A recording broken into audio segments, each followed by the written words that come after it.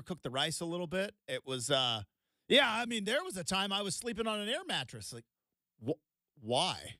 Why on earth were you sleeping on an air mattress? Have we ever asked this question, Justin? And I'm just going to throw this out here as someone who does not know what the weather's like up there. Do you know what it's like to be 7 feet tall? I don't. That's a good point. And maybe what makes you comfortable, maybe air mattress. Again, I don't judge, right? So maybe DeAndre Ayton's like, there is not a mattress out there that makes my 7 foot. I'm pretty sure Wemby sleeps on a mattress that is custom to his size. We need to send some spies to San Antonio to figure it out. But you know what I mean, though? Like, I'll give him the benefit of the doubt enough. I'll say, like, hey, yeah, totally eyebrow raising, excuse me. But at the same token, I'd be like, yeah, I don't know what it's like to be 7 feet tall. Like, yeah, but I'm saying air mattress though. Like, come on, they deliver everything now. Like, nobody goes anywhere and gets any. Boy, what a time in this world. Remember, you don't because you maybe do, but like when you had to actually go buy a bed. Oh yeah, totally. And you had to go to the store and you would lay down. Like, I don't know, do we like this one? And like they had a little thing on the end so your shoes didn't screw up the mattress. Totally. Yep, and you're like, I don't know. What do we think? Do you like this one? How does this one feel? And it was like, oh, yeah. Who is the NBA player, Justin? Like, you're right. This is actually – okay, I maybe retract my statement because who is the NBA player who had the purple mattress shipped to the bubble? Remember that player who made all – I think it wasn't P.J. Tucker because he had the shoes. But somebody went down there and was like, hey, yeah, I know I'm going to not like that Disney bed. No offense, Disney. But here's the Casper mattress or purple. Whatever it was, yeah. Any of those mattresses we would be happy to endorse on this particular program. Yeah, by all means, man. Right. So let's get into the show. Anyways, I was just saying we got through the whole day, and I was like, DeAndre Ayton said he slept on an air mattress, and I'm like, I understand the plight of having to move, and I try to be somewhat sympathetic. Now, also there is also a dude. This is what you signed up for, right? You got to know as an NBA player, as a professional athlete in any way, shape, or form, you are an employee of the NBA, just like. If you work for some corporation, right, you might have to get shipped off to Tulsa like Chandler Bing did on Friends. It might happen one day. Just go online, get a mattress, dude. Like, somebody help this guy out. All right. We got some more bracket talk coming up in a bit. Hey, if you're a Seattle Seahawks fan and you heard that the Steelers got Justin Fields for a 6th-round pick, potentially 5th-round pick. It might become a 5th-round pick.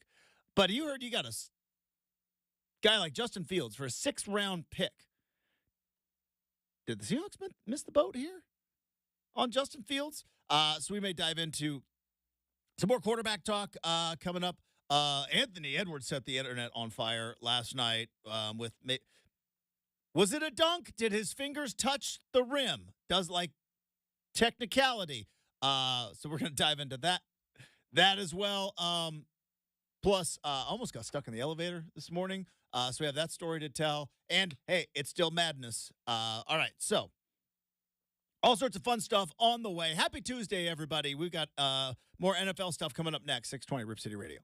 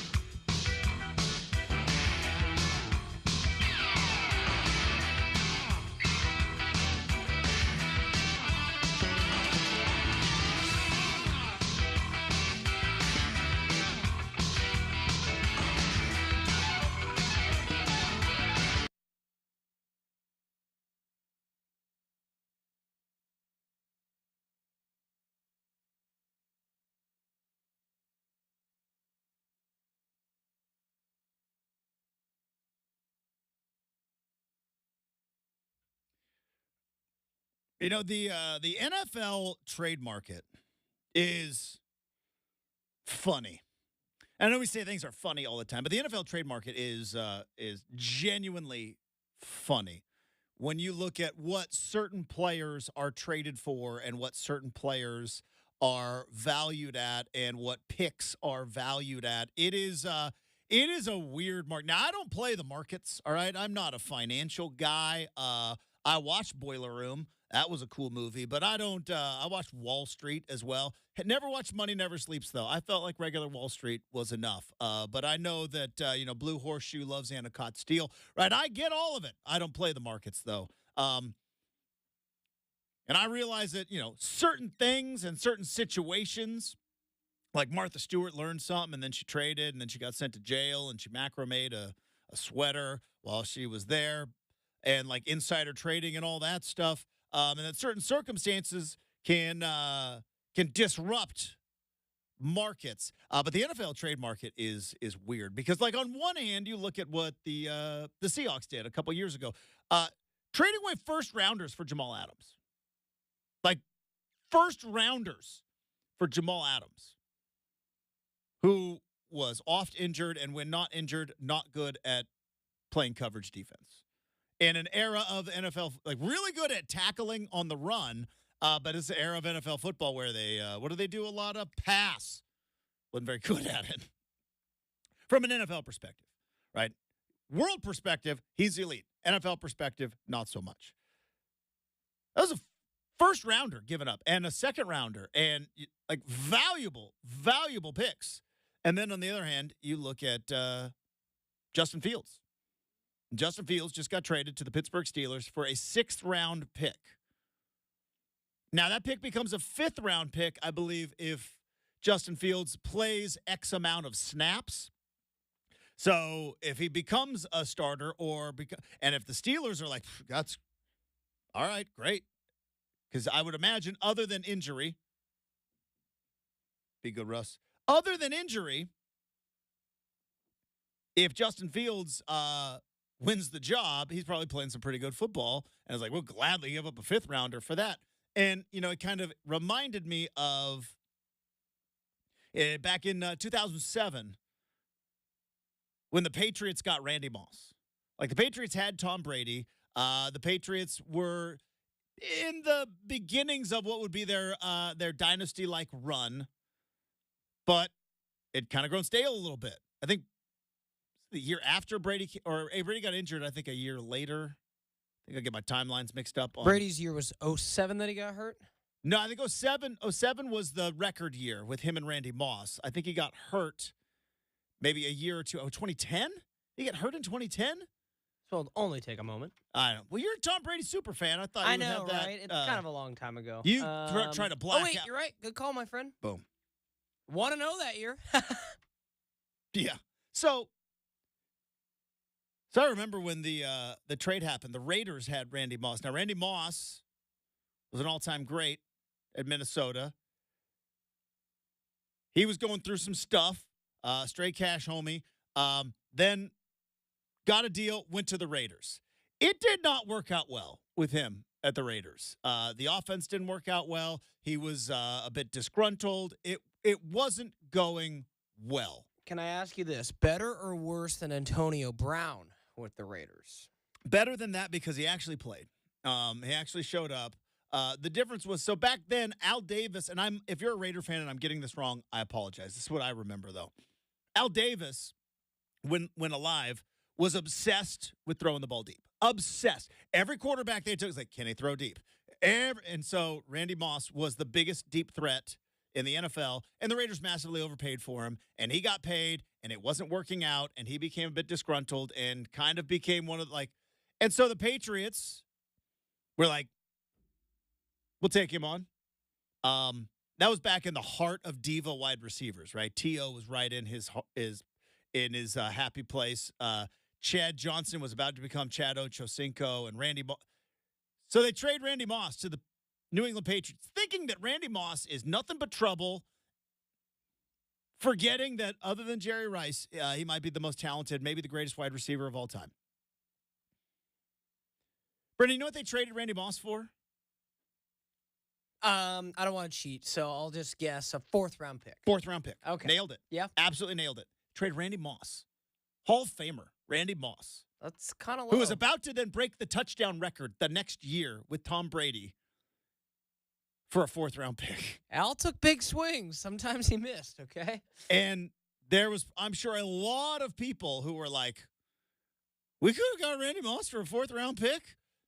Now, I am not trying to say Justin Fields is Randy Moss. That is not what I am trying to say at all. I know it sounds like it, but I'm not trying to say that. If he is, Russ is done. I hope you realize. I don't care. Like, Russ is done if he's ready.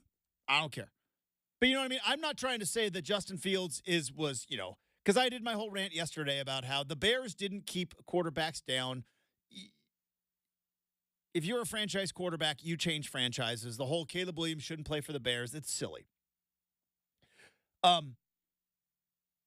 I was thinking about this from a Seahawks perspective because I know that the last thing you want to do as a fan base in the NFL, the last thing you want to do is give up on your quarterback. Nobody really wants to give up on the quarterback. I even think there was a good chunk of Chicago Bears fans who were like, I don't know if it's that bad. We can't give up on him quite yet. Like that, once you give up on your quarterback as a fan base, then the organization follows suit. You know that, all right, rebuilding time. Commanders know this. They've given up on multiple quarterbacks. Right? The Colts.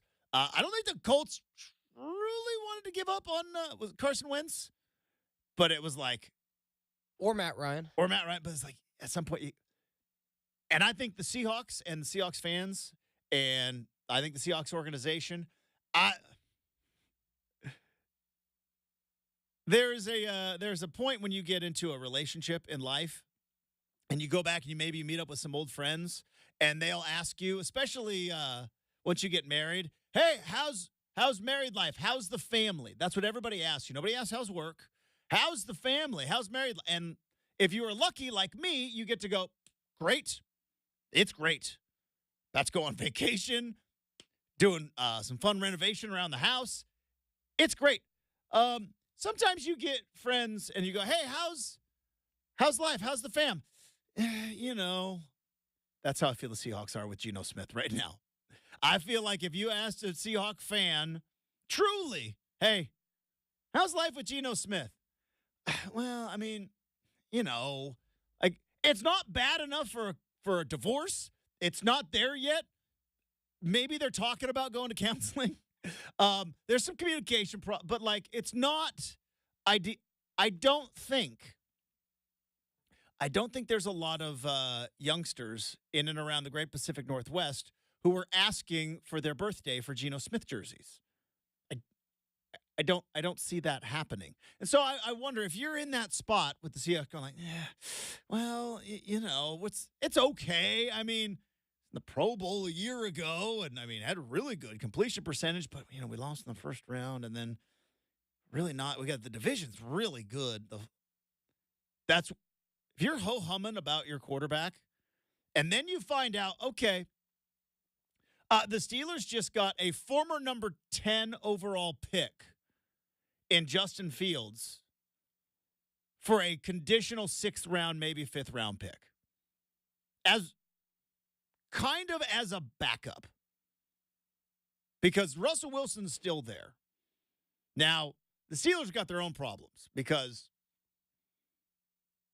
if Russell Wilson does not revert back to 2021 Russell Wilson, if he doesn't revert back to old, like, Seattle pre-finger injury Russell Wilson, there will be a quarterback controversy. It will happen.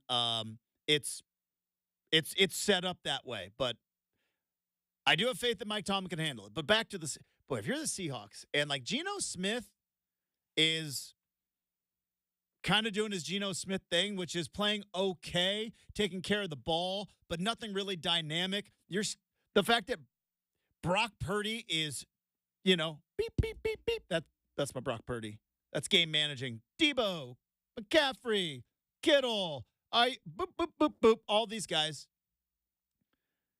scoring touchdowns, winning the division. And if the Rams get going, and Matt Stafford, and all of a sudden you're the Seahawks, and you're like, boy, we had a chance there with Justin Fields. Turns out it was potentially only a 6th round pick. That's all it took. If you're the Seahawks today, are you kicking yourselves? Knowing that was the market potentially for Justin Fields to come in and compete. Because I think obviously Geno still has an advantage. But if you don't think there's going to be a quarterback competition going on with Sam Howell, you're kidding yourself. It's going to new coach, right? New coaching staff.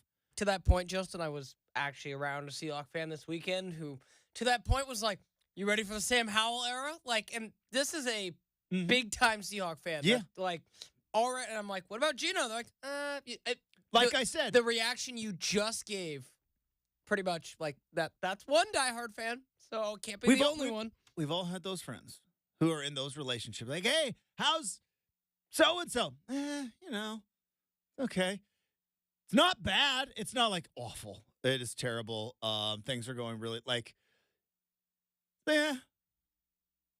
That's it was a good rebound, right? We were in a relationship with Russ for a long time. Russ had some weird stuff, but you know what? It just kind of worked for whatever reason. And then pretty bad breakup. The rebound happened, and it's there's nothing really wrong with Geno Smith. There's nothing atrociously bad about Geno Smith. There's nothing really special about him either. And I don't know if there's anything special about Sam Howell either. But Geno Smith benefited from 2 things in Seattle, in my opinion. One, Russ was epically failing in Denver. If Russ was having a Pro Bowl season in Denver, the noise on Geno Smith would be a lot louder than it was. That was one thing that Geno Smith had in his back pocket was, I may not be lighting the world on fire, but have you seen Russ? If you looked at those Instagram pictures, it's been a rough couple of years. And he keeps posting, which is weird. So that was benefit, right? Seahawks fans hey, I know, we all kind of know that Geno's not really, but have you seen how bad Russ is? Boy, look at that. Definitely winning this breakup. And then the other thing that I think the Seahawks, or that Geno Smith had, was that Drew Lock just wasn't the dude. He just wasn't the dude. There was no actual evidence from either his time in Denver or from the preseason where Seahawks fans say, hey, guys, maybe we should give Drew Lock a chance here. He never had. Well, while Sam Howell did throw 21 interceptions last year, he did throw 21 touchdowns. No, he was to your point about Al Davis. It was Cook. Let him throw 50 times a game, and we'll see what happens. And you have got now some evidence in front of you going if Geno if they start out of the gate a little bit slow, you're right. There's going to be a clamoring, and is it time for Sam Howell? I've already heard should Sam Howell be able to compete? Well, because there is a hierarchy in the NFL where I'm sorry, I remember Chip Kelly used to try to pull this off in Eugene all the time. They tried to pull this off in Corvallis too. When DJU came transferring in, it was oh no, we're gonna have a competition, and everybody laughed. Everybody laughed because it's not a competition. Certain things are set. You go into I'm sorry, Kenny Pickett got traded to the Philadelphia Eagles. He was not brought in to compete for the starting job. That's not why. He was brought in to be a backup. So that's why I think it was a fair question to ask. Was Sam Howell brought in to Seattle to be a backup, because that's certainly a role that a lot of guys have. Or was he brought in to compete?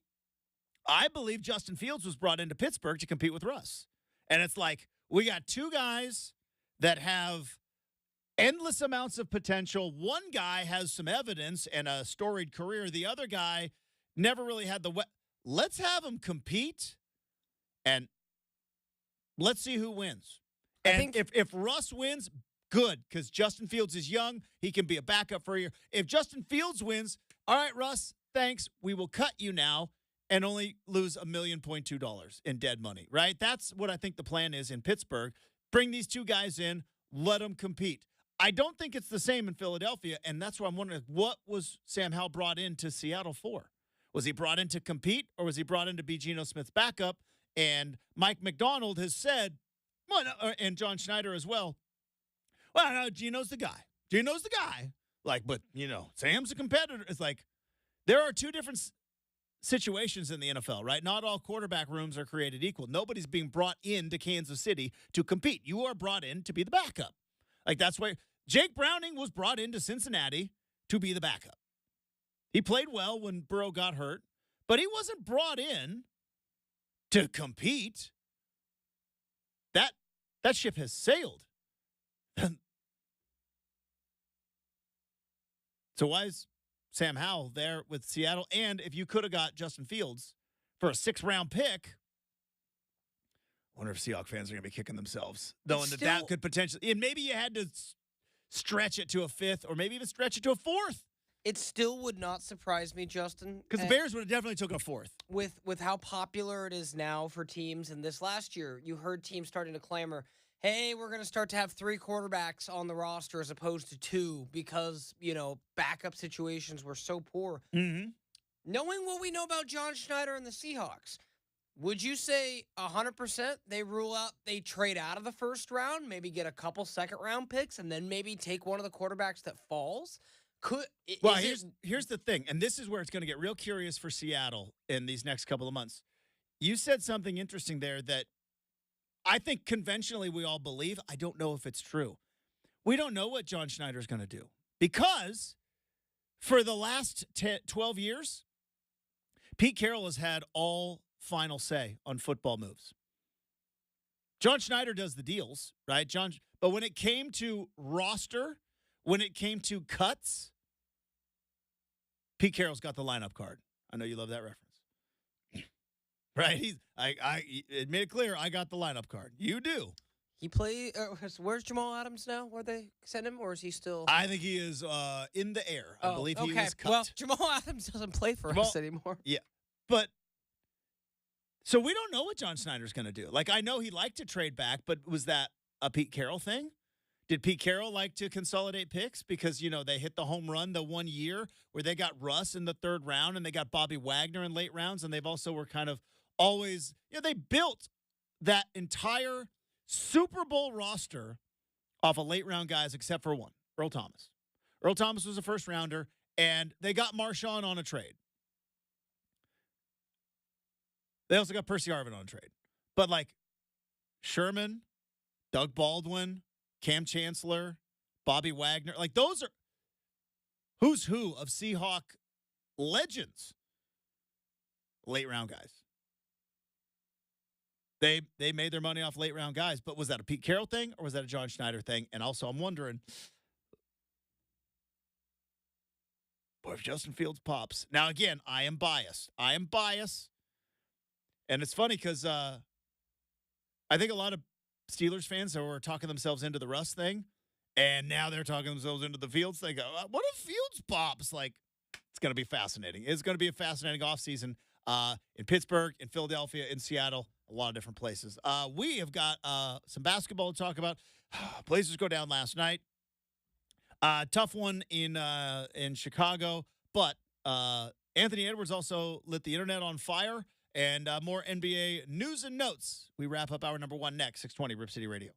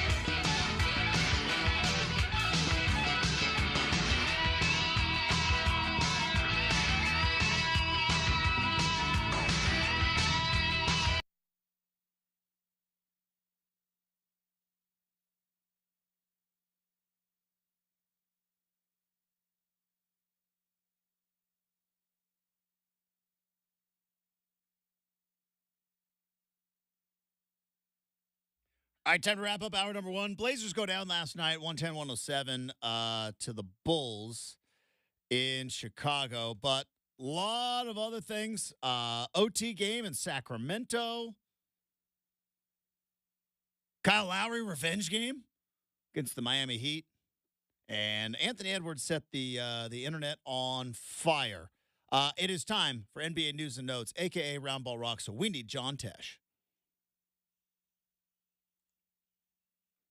All right, let's start with Anthony Edwards, and we're going to talk about this with Devon Pouncey coming up in hour number 3, because Pounce has been telling me for years, like, this is the guy, this is the guy.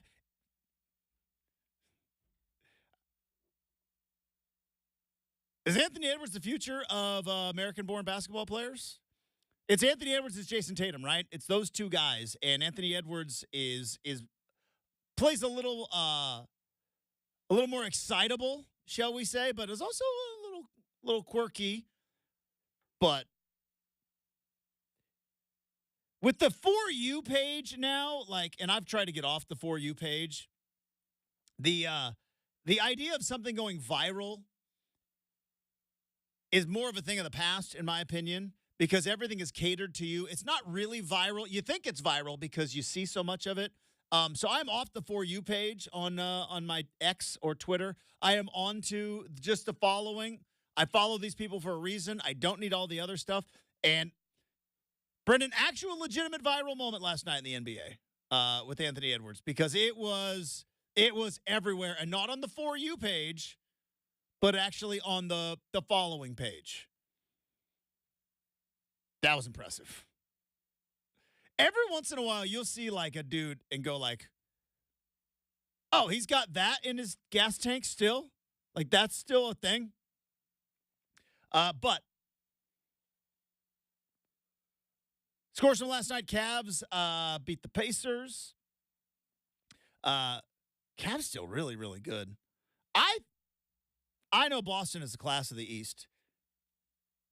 And I may be a little bit skewed because I tried to sell myself on the Cavs when they made the move for Donovan Mitchell.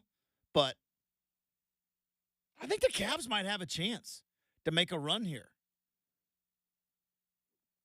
But speaking of the best team in the league, the Boston Celtics continue to win. Ho-hum, win over the Pistons.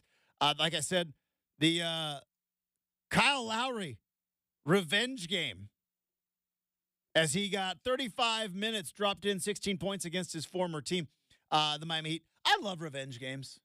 It's kind of my favorite thing. Like, I love revenge because we just spent a whole time talking about quarterbacks. I believe that there are about 40% of NBA players that are in a role that they are needed for, but if put in a different role, could cook. But every once in a while, when like coaches just give guys the green light and like, hey, Kyle Lowry, I know we brought you in to do this, this, and this, but it's the Heat tonight. Maxey's gonna cook, but feel free.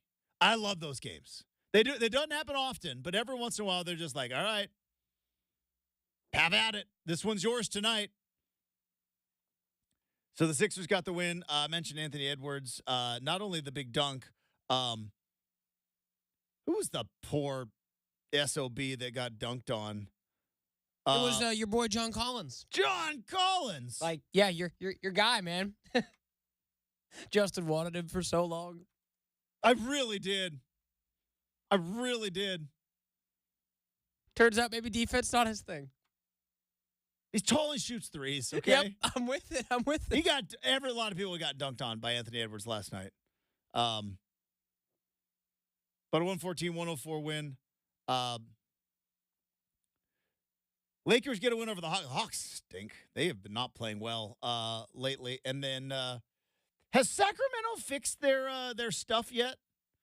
Because remember last year they were the fun, like, light the beam, and it's like, yeah, that's fun. They're going to go to the postseason. Good for the people of Sacramento. They built you a brand new arena. The least you could do is put a winning product on the floor. They did that. But we all watched the Kings last year and was like, well, they don't play any defense. There's no way they're going to win in the postseason. And they did not win in the postseason. Still a very bad defensive team. They're not going to be able to win, are they? Are they the modern Blazers? But they don't have a Dame, though. That's true. That's true. Modern, like, held former, back by defense, I wonder. held back, yes. But they got a win over the Grizzlies. Took overtime, though, 121, 111. And then probably the game of the night, New York Knicks go to the Warriors 119-112. Jalen Brunson, 34 points in the ball game for the New York Knicks. Steph had 27 points last night, but Golden State just kind of hanging around. They've been playing about, 500 ball? I know we're all afraid to cook them, but who was it? I think it was Paul Pierce. Paul Pierce was on, I think they're running him out there with Skip Bayless now because they're running everybody out there. They ran Paul Pierce out there with Skip Bayless. And maybe some of this was Paul Pierce's Celtics, but he kind of was like, why are we still talking about the Lakers and the Warriors like they're actually doing something? Like those two teams are in the play-in. Now they still have a chance, but he's like, and I'm with Paul Pierce on this one. Like, there's so many good stories around the NBA. Why are we still talking about the Lakers and the Warriors? And I guess to be the man, you got to beat the man. That's what Ric Flair used to say. And nobody has beaten the man yet. Nobody has completely knocked them out. The Nuggets are close. But we're still talking about the Lakers and the Warriors. Are they cooked? Is it over? Do they have one more run left in them? I don't think either of those teams have a chance, but I've been wrong before. Probably not, though. Here's what I'm not wrong about. Hour number 2 is coming up. We got to make or miss. We got to get off my lawn. Devon Pouncey's joining us in the third hour. All sorts of fun stuff on the way at 620 Rip City Radio.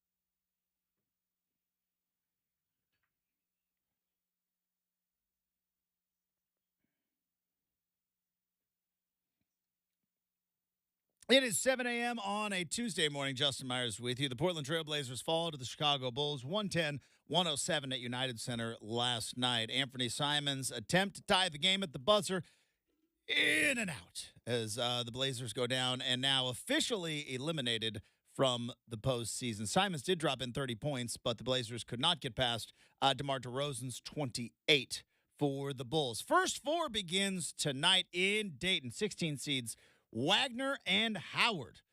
I believe winner gets North Carolina in that game, and 10 seeds Virginia and Colorado State. They will tip it off on True TV. That's right. We all got to find out where True TV is on the guide. And coming up in hour number 3, we will talk to friend of the program, Devon Pouncey, who will join us. But hour 2 of Rip City Morning starts right now on 620 Rip City Radio.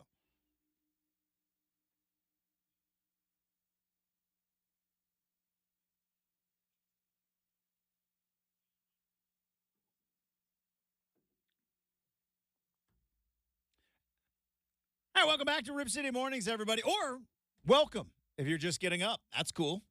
A lot of fun stuff on the big show. Make or miss coming up in 20 minutes. It is a Tuesday. Weather's been beautiful. Tough to be in a bad mood. Also, I've got vacation looming. Don't want to make this about me, but like trying to stay in the moment.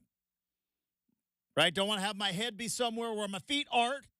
Want to be where my feet are. Be present in the moment. 10 toes down. Let's just say vibes are high. Vibes are high around the Myers household right now. Because I got some vacation coming up. We got March Madness coming up. Weather has been beautiful. Can I find, like, what in this possible world could I find to be grumpy about? Oh, I'll find something. Oh, I'll certainly find something to be a little bit grumpy about. Could it maybe potentially be something that happened to me this morning? Because I almost got stuck in the elevator. Elevators may be on the chopping block for Get Off My Lawn. So that's going to be coming up as well. And as I mentioned, Devon Pouncey is going to be joining us. You know, we've talked a lot over the last couple of weeks and months about the changing landscape and how we watch sports. Right? How we consume sports, how we watch sports. And you know, sometimes guys like me complain a little bit, right? Like I said, I'm going to be doing a grumpy old man segment coming up in about 40 minutes. But I mentioned yesterday the format of the NCAA tournament. The format of the NCAA tournament is about as perfect as you could get it. The only thing more perfect in sports, 90 feet between bases in baseball. They nailed it. Not 100, not 80. They're like, 90? Perfect. 90 works. It's the most perfect thing in sports, right? It's just like, guys, I think 90 is the number. Why they didn't go to 100, we won't know. Or maybe somebody knows and I haven't done the research. But other than that, the 64-team format, the way that they set the format up of going Thursday, Friday, Saturday, Sunday, madness. All right, let's all take a breath. Let's all take a breath. Let's get back to our brackets. Let's get back to work, right, on Monday. And then, okay, Thursday, let's crank it up again. And then before you know it, a Final Four is set, and all of a sudden the madness, just like that. And it's the right amount of time. It's just the right, you can't do Christmas every weekend, right? You can't do the first round all the time. We get 2 days of it. And if we're lucky, the second round's got some more magic as well. Upsets, buzzer beaters, Cinderellas, all the fun stuff. The format of the tournament is about as perfect as you can get it. And I would say, especially now, because we joke about True TV and like, how do we find True TV? And unless you watch, do you ever watch the Impractical Jokers? I've never seen it. It's apparently a big deal. Yeah, it wasn't for me. Wasn't for me either. I get uncomfortable in some of those hidden camera shows. Like, I start thinking about, like, well, if you got in the middle of one of those hidden camera shows, Brenden. Now, I do this when watch TV with my wife, and she says, will you stop ruining this? I'm going to ruin some TV for everybody. Everybody on any of those hidden camera shows that has their face showing has signed a release. So, after the fact, some associate producer had to run up and say, "Do you give us permission to use your likeness?" And they have to sign a release. And I always think about, like, boy, if the Impractical Jokers came in and made a doofus out of me, I don't know if I'd sign the release. Like, no. Make my face fuzzy. Because we learned that on Cops. I always thought it was funny. On Cops, did you ever watch Cops? Dude, Yeah. Cops was awesome. Yeah, a little bit. Again, It's a little problematic, too, but Cops was awesome. Yeah, back in the heyday, I love Cops. Yeah, I mean, you have to understand I could watch Cops for, like, hours. Yeah, like, if it was that or play video games, it was playing video games. Yeah, you give me a 4 or 5 hour Cops marathon on Spike TV, which I think is Paramount Plus now. Oh, I can win multiple national championships with Oregon State in that You time do window. that, I'm going to watch the good men and women in blue in the city of Tulsa. All right, that's what I'm going to be watching when I watch a 4 or 5 hour. I want to burn a Sunday when I was single. It's like, oh, Cops is on for 5 hours. I'm not going in anyways. But, like, I always thought it was funny on Cops. The people whose faces aren't blurred out, they signed away a release. They gave permission. I was like, dude, you just got arrested. You got arrested. My favorite is, like, when somebody, like, goes to sell drugs and then they get the drugs stolen from them and then they go to the cops and be like, they stole the drugs from me. And it's like, all right, you're getting arrested now because you can't do that. That happened a lot on Cops. It's like, he stole from me. What did he steal? My stuff. Like, what stuff? Like, yeah, you're getting arrested. I'll say this. I could crush a lot of hours watching Judge Judy. Now, watching Judge Judy, okay. Yeah. Watching those dramatic, just like almost cat fights that would happen in that courtroom. Here's the thing I never understood about Judge Judy, and I guess it takes all kinds. I don't know, but I've watched my fair share of Judge Judy as well. Very popular in my parents' home. They love the judges' shows. A lot of judge shows. If you just shut up and say, yes, ma'am, and answer direct questions and don't interrupt Judge, you're probably going to win. Do you know what I mean? Just the memes, too, like slap. Like, Judge Judy's, like, very much pop culture, for sure. But you know what I mean? Like, but you watch these people, and they're like, stop interrupting the judge. If you just shut your mouth, stand there quietly. Do you have the receipt? Yeah, here's the receipt right here. All right, judgment for Justin. I'm like, yep. Because all these people get in there and they just start are you arguing with Judge Judy right now? Because you're going to lose every single time. Anyways, what was I talking about? Yeah, watching sports on TV. So, like, it's always kind of like a funny thing. It's like, oh, the first 4, we got to find out where true TV is. The way that they let CBS finally changed the way that they broadcast the NCAA tournament. And I want to say this was maybe 10, 15 years ago when they were like looking around going like, guys, we own all these stations. I think it was Viacom back then. Is it still Viacom now? So Viacom has been completely bought by Paramount. Paramount Paramount runs they own it. everything. But back in the day, it was Viacom. Yes, correct. And Viacom owned TBS, TNT, all like the Turner stuff, and like Viacom owned it all. And now Turner, I think, belongs to Warner Brothers, so that's why you can watch like March Madness games on Max. I don't know if you've seen that. That's going to be a cool thing. Well, I watch it on cable, Brenden, because I still pay for cable. All right? Yeah. Probably lighting my money on fire. Don't care. I like my remote, especially during the tournament where I can flip around. Because, can I tell you a little story time with Uncle Justin? Do you recall, do you have a memory, do you have a recollection of when the NCAA tournament was only on CBS? Does that pop into your brain at all? Or have you been in such a, and I don't say this as a criticism, it is an observation, such a privileged TV viewing life that you have only had the tournament as, hey, this game's on TBS, this game's on TNT, this game's on True. Is that, like, in your memory banks, that's all you remember, right? Yeah. Be that as it, like, I don't remember, like, it took me a long time, and Justin, I'll say this, probably because I grew up my entire life until I was 21 years old without my team ever going to March Madness. Mm. So for me, it was like, Oh, yeah, it's that thing people do in March. But you filled out a bracket, though, right? It took a long time for me You were to have. that mad as a Beaver fan. Just to like, have I don't interest. even want. Even now, it's still very casual. It's I not. don't even want to watch your dance. It's- Okay, it's you not- don't care how big your dance is. You're not inviting my team, or my team Like, didn't. Dad would come down and be like, "One Shining Moment's on," and we'd watch that, championship. But, like, it took me, I was, like, probably in my teenage years before I'm like, oh, yeah, March Madness kind of a thing. And that's what happens when your team's never in it. But you're totally right. You're totally right. Well, because when I was a kid, Oregon made it once. They made it once. Lost to Texas in the first round back in the 90s, Jerry Green. And then Jerry Green took the job at Tennessee, was gone. And then it was a couple of years later that Ernie Kent got a team back into the NCAA tournament, I think 2000. So, like, for my childhood, same way. Ducks made it once. Sure, that's true. Everyone's different, but yeah, sure. But the way that they used to imagine this, because I think, what is the toughest thing to try to explain to younger generation? A, the yellow first down line was not always on the TV.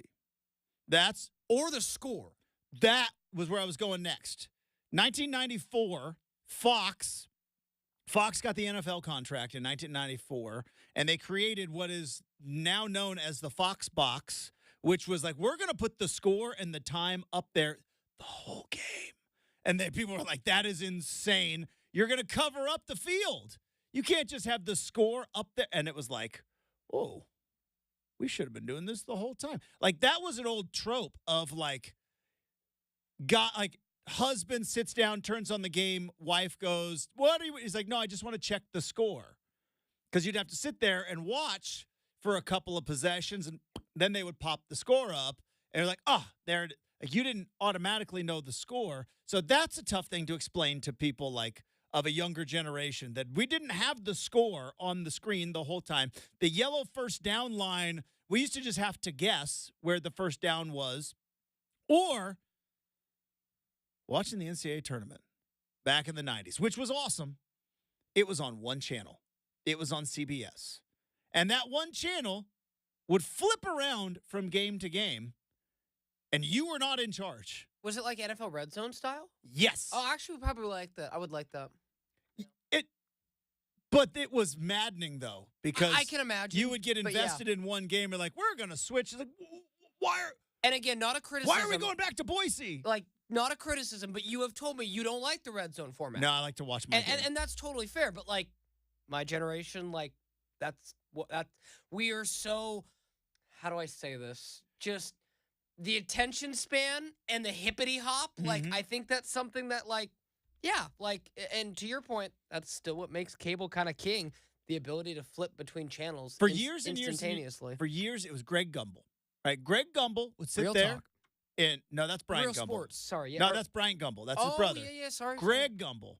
Greg Gumbel would sit at the CBS Sports desk, and as games were going on, he was the guy, and he was the ire of, I think, a lot of people. It was like, we're flipping it off of this game. It's like, yeah, we're going to take you out to Boise now, or we're going to take you to Spokane. And it was like, Greg, will you quit flipping the games? Trying to watch this. Now, when the one time that my team did make it, like, they would play the local team on that station. But yeah, there was a time in your life where it was all on CBS. And it was just like, Greg Gumbel's going to flip around, and we're going to be at the mercy. Like, it's exactly like Red Zone, which maybe that's why I don't like Red Zone, because I like being in charge. All right, coming up, we've got Make or Miss. We have also got Get Off My Lawn. But before we get to all that, I do want to tell you about Oregon's roofing, siding, windows, and bath experts. That's right. Don't flip around. Stay focused on the task at hand. That's, of course, DeBella. Because in 2024, if you want to save some money, updating roofing, windows, bathrooms can make your home more energy efficient. You can save that money with your energy bill. Plus, updating your roof with solar shingles could maybe potentially grant you a federal or state incentive, could maybe even pay for the roof with the savings to your energy bill, right? It's been a little bit warm lately. Maybe you want to keep that air conditioning inside instead of, having a leaky or drafty roof. Like all that beautiful AC outside. Or when it eventually gets colder here in a couple weeks, keep that heat inside. Plus, they've received accolades from Angie's List, Home Advisor, 15,000 plus 5-star reviews. So it's not just me telling you how good DeBella is. It's not just DeBella telling you how good they are. It is their customers with 15,000 plus 5-star reviews. And right now, 0 down, no payments till 2025. How about that? 0 down and no payments till 2025. That entire time, you are saving money on your energy bill. Check out DeBella today for a free, no obligation appointment. Roofing, windows, siding, bath. The experts here in Oregon is DeBella.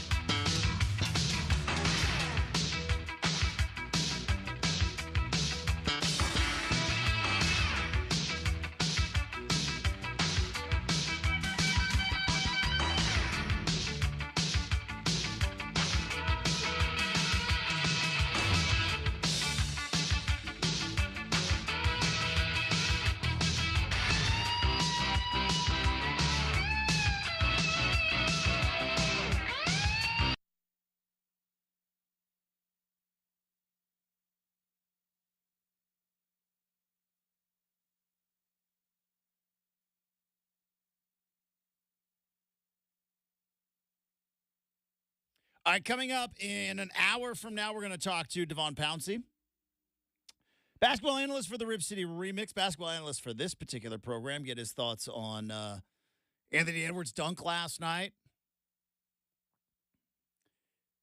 We've had this discussion multiple times. They just had it on ESPN, right? The new face of the NBA, right? The new face of the NBA. I think Anthony Edwards, Jason Tatum are kind of the leaders in the clubhouse right now because I know this sounds terrible, and I don't mean this in a bad way, but I think the face of the NBA has to be American. I think I'm right about that. I don't know. But that's going to be the discussion. And I know this is going to be the discussion because I remember when Jordan left for the second time. Jordan left the first time, nobody believed it. It's like, he's coming back. It's like, well, he's playing baseball now. Yeah, he's going to come back. I don't know, guys. He's really, he's played 100 baseball games. In Alabama. Double. It's like, he's going to come back. And he did. And he came back. But when he left the second time, it was like, all right, it's over. Jordan's done. Who's running the league now? And there was a lockout, and there was a whole thing, and it was an awkward transition there for a while. And it looked like it was going to be the big man league again, and Shaq was about to start taking over, and the Lakers started winning championships. And then obviously Kobe came in, but we have some revisionist history about how Kobe Bryant was viewed back in the early 2000s. It wasn't like, it was Jordan's league, and then it was Kobe's league. It was like, it became Kobe's league, but old school fans were not giving it up. Well, and, Kobe had his moment where, we all were like, well, what do we think about Kobe, right? Yeah. It was a little before, Before he was a girl dad. Yeah, the Kobe that we all That was loved. number 8. That was number 8 Kobe. Let's just say number 8 Kobe, not well liked, kind of polarizing. Who would have thought a number changed an alter ego? Everybody saw that happen, and they were like, I see what you're doing. The darndest thing is it worked. Did LeBron try to emulate that? Oh, 100%. Because, LeBron's kind of been the same here's everywhere. Brenden, nothing that LeBron has done hadn't been done before. All right, I give LeBron a tip of the cap in terms of, hey, tip of the second greatest basketball player of all time. I firmly believe that for LeBron James.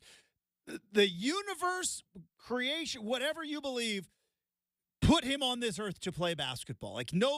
Physical ability to play. Can play down low, can run, can shoot threes, can do.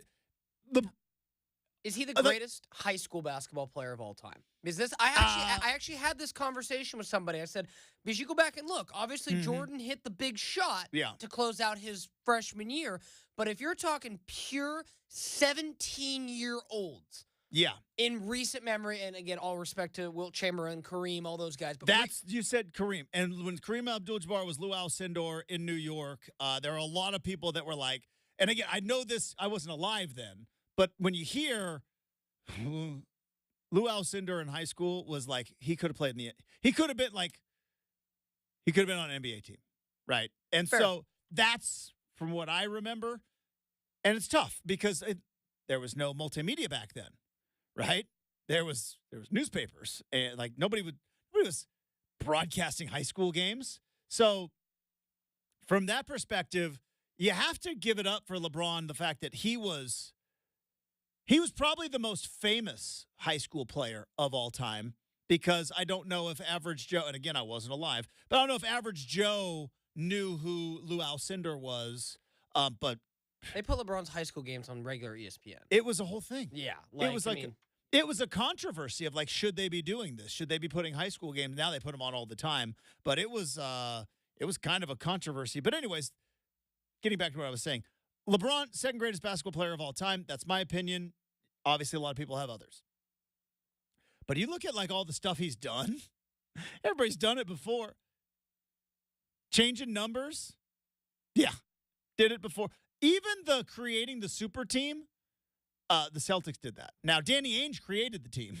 It wasn't like Kevin Garnett and Paul Pierce said, hey, let's go get Ray Allen, right? But Danny Ainge created that team. But that had already been done. And LeBron just like, I think I want to do that. Yeah, changing your number to maybe try to change an attitude or change, like, Kobe did that. Doing Space Jam. Yeah, Michael Jordan did that. Like, everything that LeBron James has done, like, he's followed the playbook well, but he didn't write the playbook. He's following the playbook incredibly well.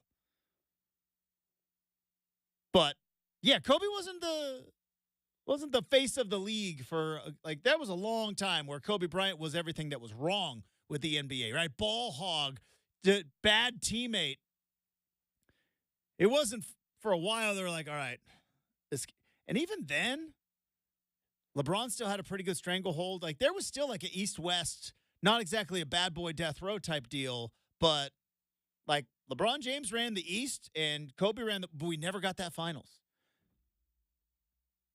By the way, to conspiracy theorists out there, NBA is rigged. Okay, how come we never got a Kobe LeBron final?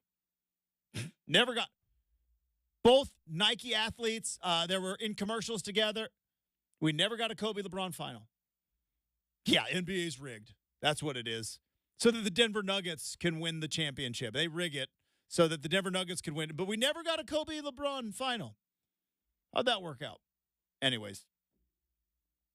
What am I talking about? Pouncey's going to be joining us coming up in the third hour. Also, put his feet to the fire. They can pick a national champion in the NCAA tournament. I think I know who my champion is, but I keep changing my mind. But we'll talk to Pounce coming up in the third hour. Right now, let's get to Make or Miss.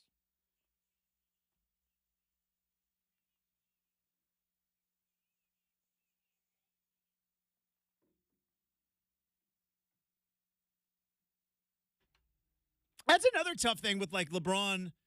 An argument for LeBron maybe being the best high school player of all time. Like, he played traveled. Lou Alcindor and Will Chamberlain, right? You just played your league. Like, LeBron traveled and, like, played Oak Hill where, like, Carmelo was. And you would play, like, I think St. Francis, I think, was one of those, the one in Jersey. Like, they traveled around. It's an interesting argument. Yeah, interestingly enough, I didn't know this until just yesterday, Justin. Did you know that LeBron's high school coach is Duquesne's head coach? And this is his swan song, like retiring at the end of the year, taking Duquesne to the NCAA tournament for the first time since what would we say yesterday, like 75 or something like that. So kind of a small world. And because I believe, if I remember right, he got the job at Akron. Yes. Right after LeBron left. Yes. He was St. Vincent St. Mary's coach, and then he got the job at Akron. Actually took one of LeBron's teammates with him to Akron. And there was a rumor that, like, is LeBron going to play at Akron for a year? Like, people thought, like, because One and Done was still, like, it was very much obviously in vogue and, like, it was still like, is he gonna go to Akron for a year? It's like, no, he's going to the NBA. Yeah, not anything I would say is like a, hey, drop everything and watch. But for those who were interested in the story and weren't like Justin, an adult when the story happened, the Peacock movie that stars our very own Scoot Henderson in it. Actually, like I said, it was an interesting hour and a half watch, but kind of some things I didn't know about, like, hey, like, LeBron was kind of like a package deal with, like, 4 other dudes. Yeah. Like, I never knew that. Like, and it was, and you learn about, like, the Hummer story and, all that stuff. Like, they just took it out against his future earnings, Justin. His mom, that one was like his mom bought him a Hummer. Yeah. They financed it based, like, he's going to the NBA next year. Yeah. Okay. Like, he's going to make $38 million or whatever next. He's got a Nike deal already set up in place. It's just he has to graduate high school. That's all that has to happen. And then but it was a big deal, like he got suspended. No, he got suspended for the throwback jerseys.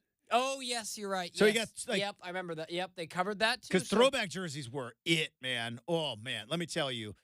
the throwback jerseys are like my overalls with one strap off was like that was the throwback jerseys of the mid 2000s. Dude, that's how he met Rich Paul, right? Yeah. Like, that's like, again, I love Rich Paul, but like, I don't know if anybody's ever been like, Justin, you said in a much different, then we're going to get into make or miss, I promise. Maybe. You said in a much different context, you're like, in my personal life, I've hitched my wagon to a shooting star. I have. Rich Paul, probably no more than a few nickels to rub together. It's like, yeah, I'm going to show up to Quicken Loans Arena or whatever it's called in 03 and befriend LeBron James by selling throwback jerseys. How about Brian Windhorse? Yeah, that too. Brian Windhorse is like, I'm too. going to cover this guy wire to wire in high school, and then ultimately he's on ESPN right now. There's a reason, I guess, the movie was called Shooting Stars. Oh, they should have included everybody else. But let's go ahead and get into make or miss. This one's going to be fun. I know it's not quite Justin's wheelhouse, but something I'm excited to see play out over the course of the next couple weeks. Move over, Caitlin Clark and Angel Reese. The Pac-12 is a legit threat to win it all this year. Okay, so Stanford, are they a 1 seed? Let's see, you've got, I believe, USC is a 1 seed. Well, USC is a 1 seed, and they've got the freshman phenom. Yes, Juju Watkins. Juju Watkins for USC, who, by the way, is going to be – when Caitlin Clark and Angel Reese move on to the WNBA, and USC is in the Big Ten next year, Juju Watkins is going to make so much NIL money. So much NIL money. If Nike hasn't already locked that down, they need to start. They need to start right away. But yeah, no, going to be the next great superstar. Yeah, but no, it's littered with it. I mean, you got a pair of two. Stanford, UCLA are 2 seeds. Oregon State's a 3. State's a 3 seed. Got to go to Albany though if they win the next 2 games. Yeah, it's unfortunate. But that was yesterday's complaint. I'm like, that was yesterday's beef. So do they play Friday? Arizona's in the first 4. Yes, Beavs play Friday night. You going down to Gill? Yeah, we'll be down there. You go down for the big matchup against Eastern Washington? Yeah, I'm excited. Gonna go down. We'll see if I stay the whole weekend or just go to the first one. But yeah, I'm stoked to get down to a women's game. It's been too long. You're gonna stay down there? Yeah, gotta. You go to Impulse? Well, it's been closed. Yeah, but Claude's and absolutely. You hit up Claude's? Very much like DeAndre Maybe go top of the Peacock? Oh, yeah. Very much like DeAndre Ayton. My buddy's got an air mattress with my name on it, man. So like legitimate Airbnb-ing. Yeah. Like not Yeah, so probably just a one-night stay down there. But, yeah, looking forward to supporting the ladies. Isn't that funny that that's how Airbnb started? Was an air mattress. A couple of bros, like their buddy was staying with them, and they we have an air mattress, and they Airbnb. They called it that, and it became like the thing. That's nuts. But yeah, no, So you're gonna Airbnb it like DeAndre Ayton on the air mattress. Yeah. Party it up in Corvallis all weekend. Live the Brenden college life one more time. Yeah, might be a little too old for that now. I don't know. Yeah, like I said, get local boys on Saturday because they're closed on Sunday. It's true, right? You got to get it on Saturday. But yeah, I would. Just based on what's the pizza you like? Because I was a Woodstock pizza guy. Is it American Dream? You gonna get an American Dream? Actually, Justin, last time I went down, got Papa's Pizza, man. I do like Papa's Pizza too. I love Papa's Pizza. There's a Papa's in Corvallis. There is South Corvo. So I know exactly where that is. Exactly where that is. Yeah, dude. Like it was I love Papa's Pizza so much. Last week, the fam was like, "Hey, bring us back Papa's Pizza." So after practice, tootled on over there, got a couple pizzas to go, and made the hour and a half journey home. There used to be a Papa's Pizza in like Beaverton. I don't think it exists anymore. Yeah, I think it went. Get it back up here. Yeah, get them up here. Very much like it's and we've hijacked Make or Miss, but who cares at this point? But Justin, this is the show. This is what the people want. This is what they come to this particular program for. It's true. I know you ride for a couple good local spots in Portland, and no disagreements. If I were to go your way and drive 30 minutes from my house, 40 minutes, I would find good pizza. But one of the things that's the running joke in our household is that when I make my treks down to Corvallis, is all the great pizza places I pass that we just never have access to, whether it's Pietro's in Salem, Papa's Pizza. Now there's a Pietro's in like Aloha, isn't there? Pretty sure. Possibly. I think there is. Yeah, if not, I thought there was one out in like Oregon City, but maybe I'm manifesting. Yes, there is. There's a Pietro's in Milwaukee. Okay, thank you. Yeah, I knew I was close. There's a Pietro's in Milwaukee. But again, from Sherwood, so like that's 40 minutes. Pietro's, Abby's, Papa's, those are the pizza places that like Crunchy bottom crust. you thought they were the greatest because you really never had like great pizza.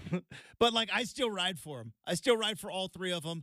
I've had birthdays at all three. All right. Yep. I still ride for them. But then you go and like have like a legit like wood fire or coal fire Totally. New York slice, and you're like, oh, got it. This is what I should be. But I still never gonna give up. Oh yeah, Never give up on those. I mean, and you've been. Am I missing one? So you got Pietro's, Papa's, Yep. and Abby's. I don't, because they're not national chains. They're like our chains. Yeah, like those are not anything you're gonna find locally, right? Yeah, I think. And you've had a birthday party at either went to or had one. Yeah, and I'd some say, point in your life. Yeah, like the Pietro's. It was like I partied at Pietro's was the T-shirt Nice. you got, and then I don't know if they do this anymore. So the Pietro's in Roseburg, was a firehouse. It was like a firehouse theme. Salem's the same way.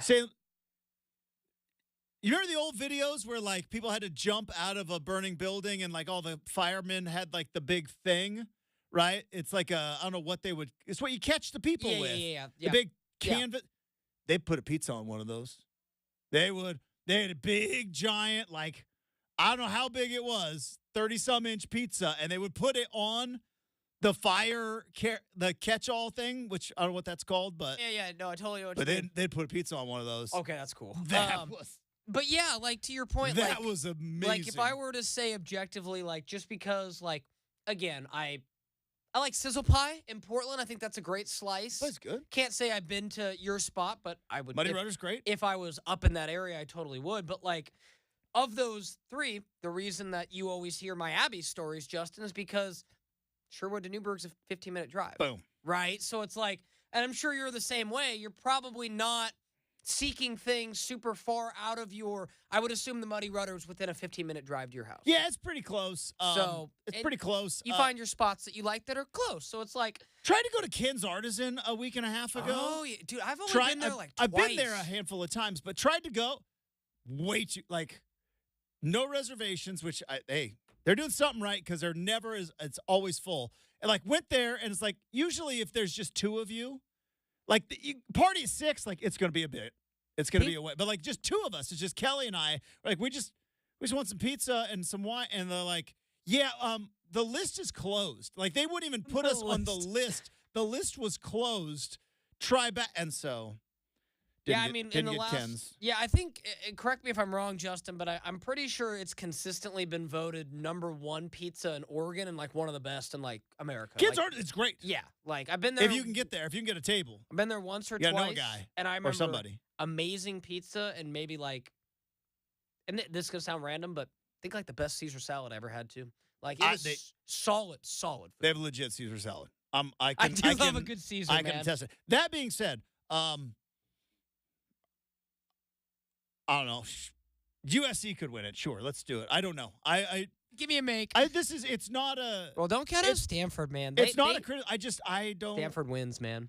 I haven't watched any women's basketball. Yeah, you might. And I know that there's a lot of people out there that say they do, and they're liars. Okay, and then there's a lot of people that do. The ratings are great, and I think Caitlin Clark. I see the clips on Twitter. It's amazing, but like, it's also I'll at least be. I haven't watched. I don't know. I couldn't tell you. I know that when the Ducks are good, when Sabrina was playing, I would watch them. They stink. So Oregon stunk. So it's like, I'm not going to watch. But hey, go get them, Trojans. All right. Beavs think they may run the Final Four run? Not this year. Not Sweet this year? 16, Elite 8, I think, is their ceiling. You never know, next year's their year. Upsets happen. Got to get Caitlin Clark out of the WNBA or out of college and into the WNBA. Women's bracket, though, you don't like every once in a while you'll see like a crazy. Didn't like Harvard beat Stanford as like a 16-1? No. Am I remembering that Yeah. correctly? So I is No. So yeah. So if nothing. So this just shows the parity, Justin. No one less than a 3 has ever won it all, Yeah. and I think no one less than a 14 has ever beat a. Has ever 3. won a game. Yes, like Got ya. 15s and 16s. I don't think they've won. Interesting. All right. Hey, good luck. Good luck this weekend. Enjoy Papa's. Oh, I'm jealous. All right. Coming up. What are we doing next? Oh, get off my lawn. That's right. You will all get off my lawn. We wrap up hour number 2 next. 620 Rip City Radio.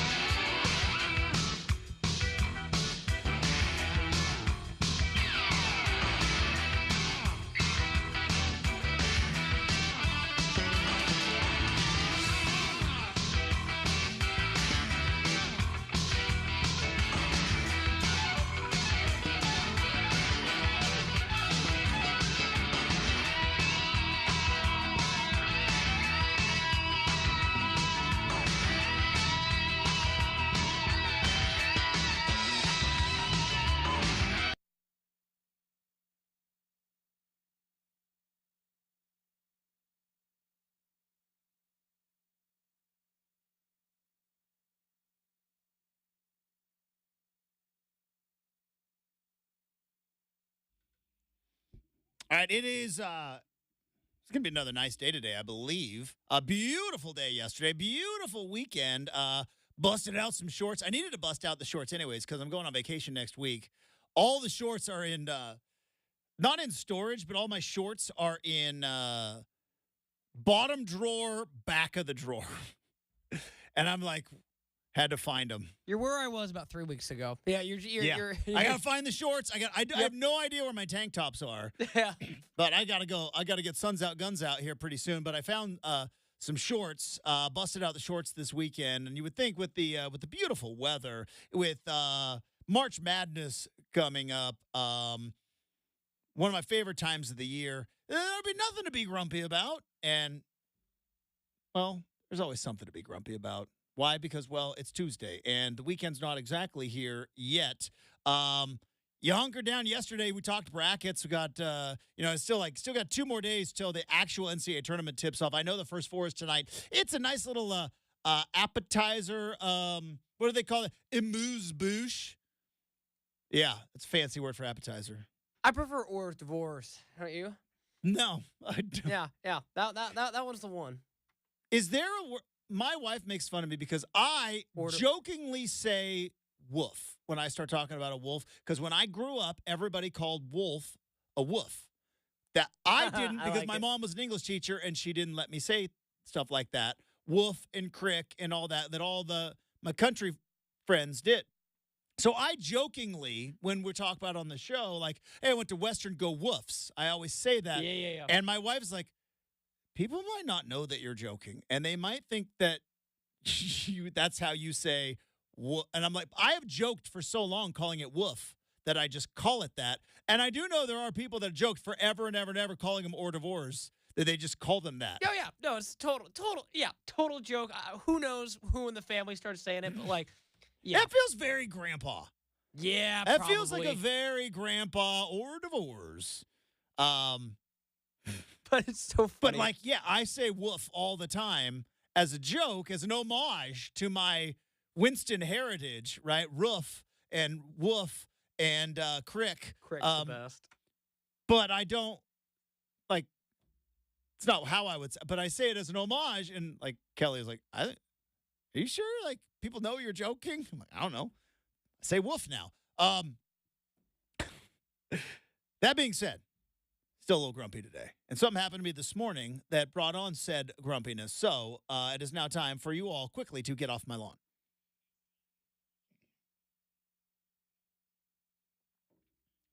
All right, elevators need to get off my lawn. Almost got stuck in the elevator this morning. We have 4 floors in our office.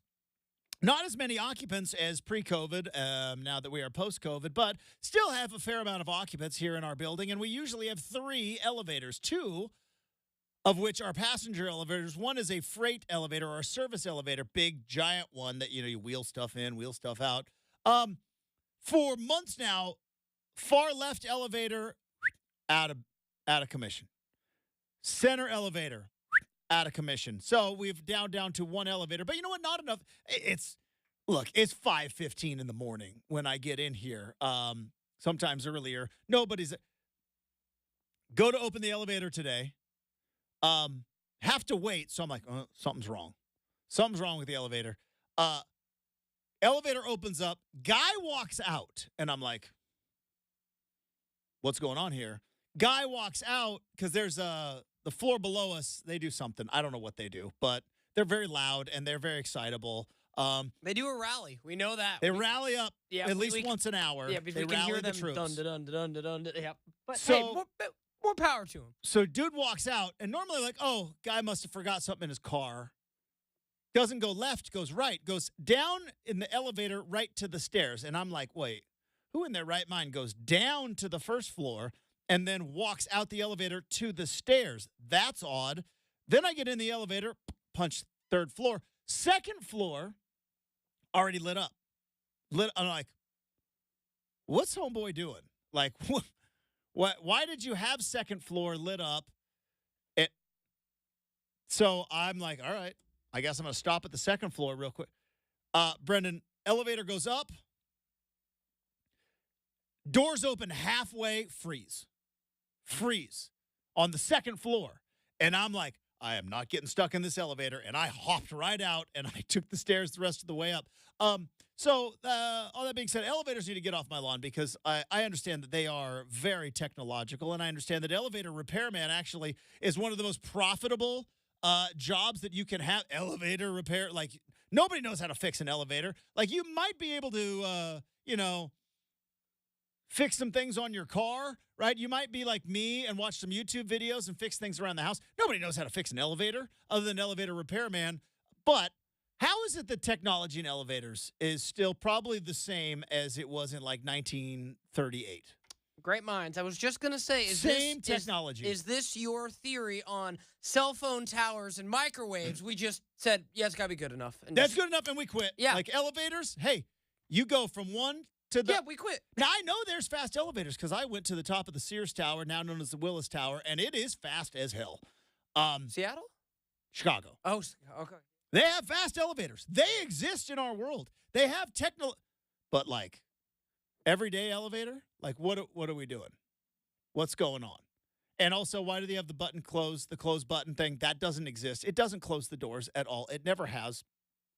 Almost got stuck in it today. I'm like, certain things are like, I'm going to wait this one out, see what happens. Elevator kind of closing, not one of them. Hopped right out. So, to the elevator, especially the one in this building, you can get right off my lawn. We've got hour 3 coming up next, 620 Rip City Radio.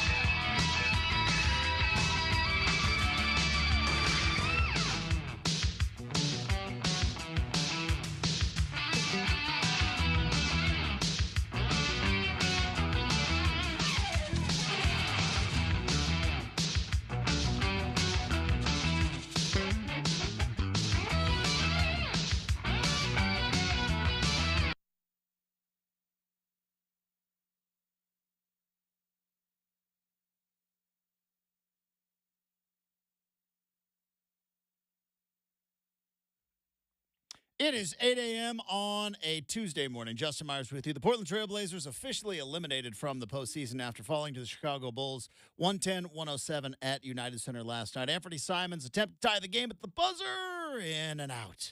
He did drop 30 points, by the way, but the Blazers could not get past DeMar DeRozan's 28 as the Bulls get the victory. First four tonight in Dayton. It's time to find out where True TV, unless you're watching on...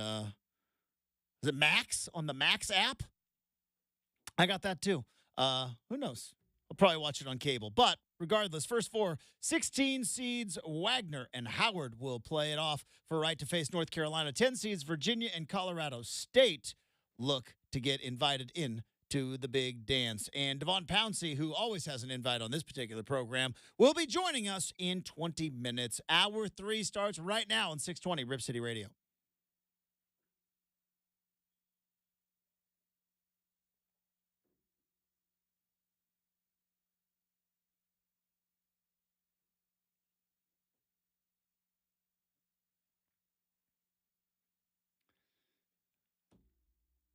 All right, welcome back to Rip City Mornings. Like I mentioned, Pounce is going to join us in 20 minutes. We've also got an RCM mailbag. After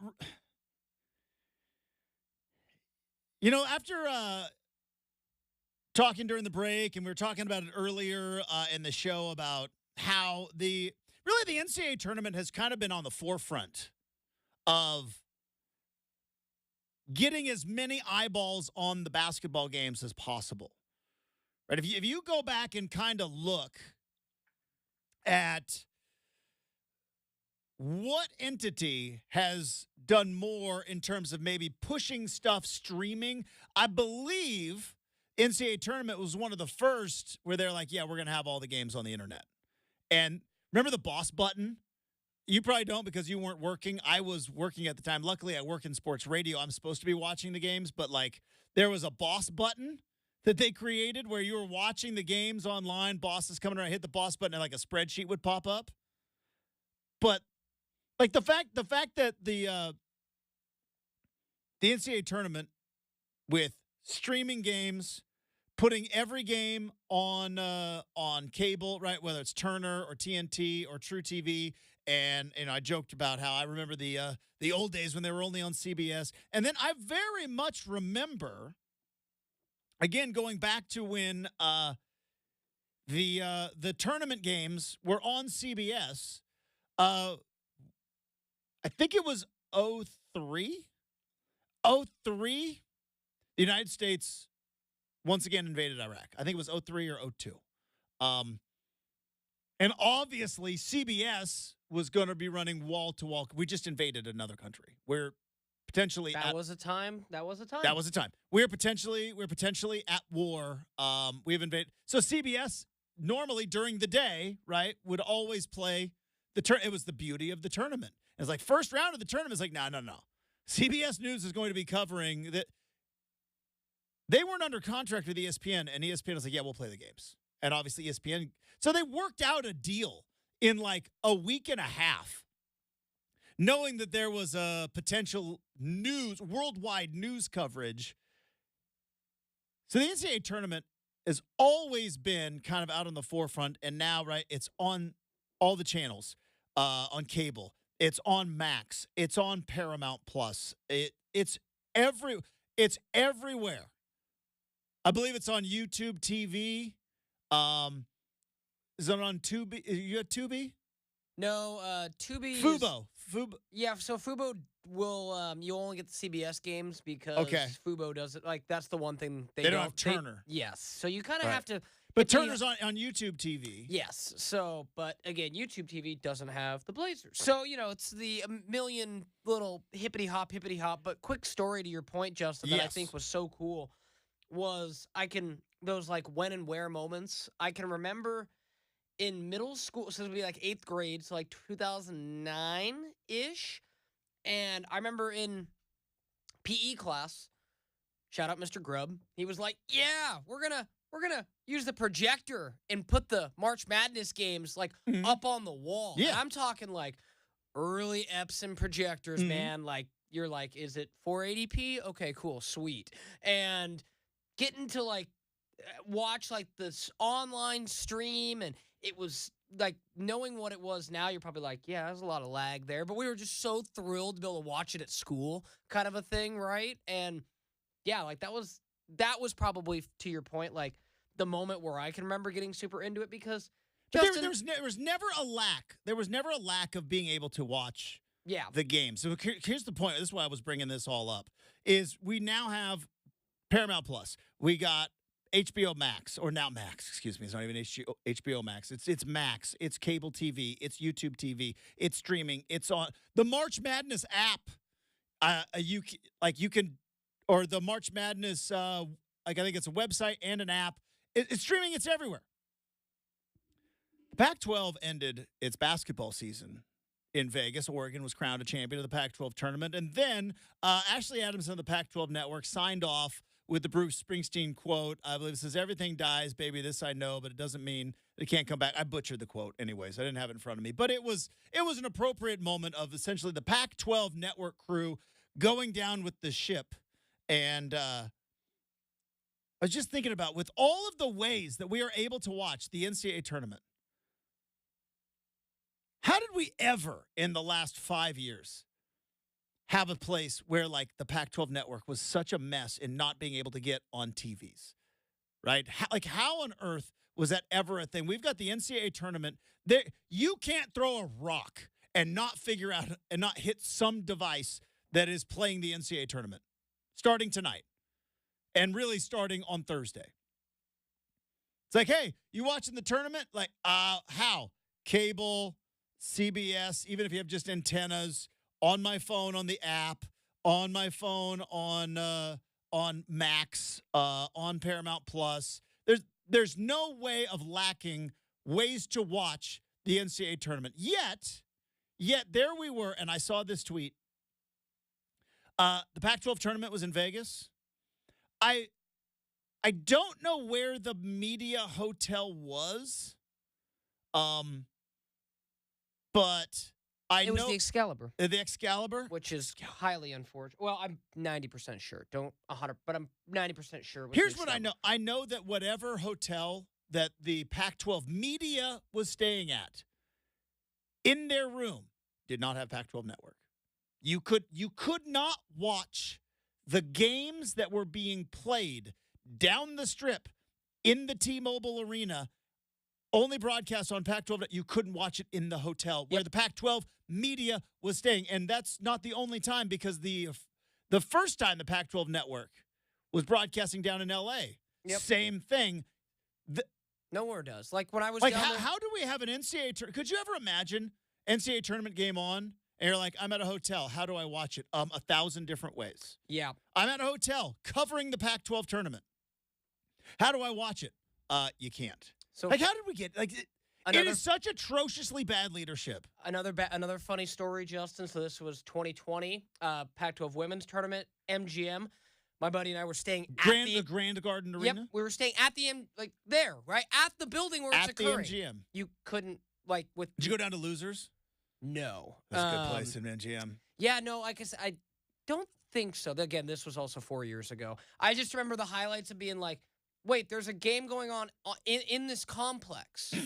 Like downstairs. It's downstairs. But nowhere in the room. So absolutely very relatable. It's such atrociously bad. Like, how did it get so bad? How, like, again, like, well, how Larry's a part of it.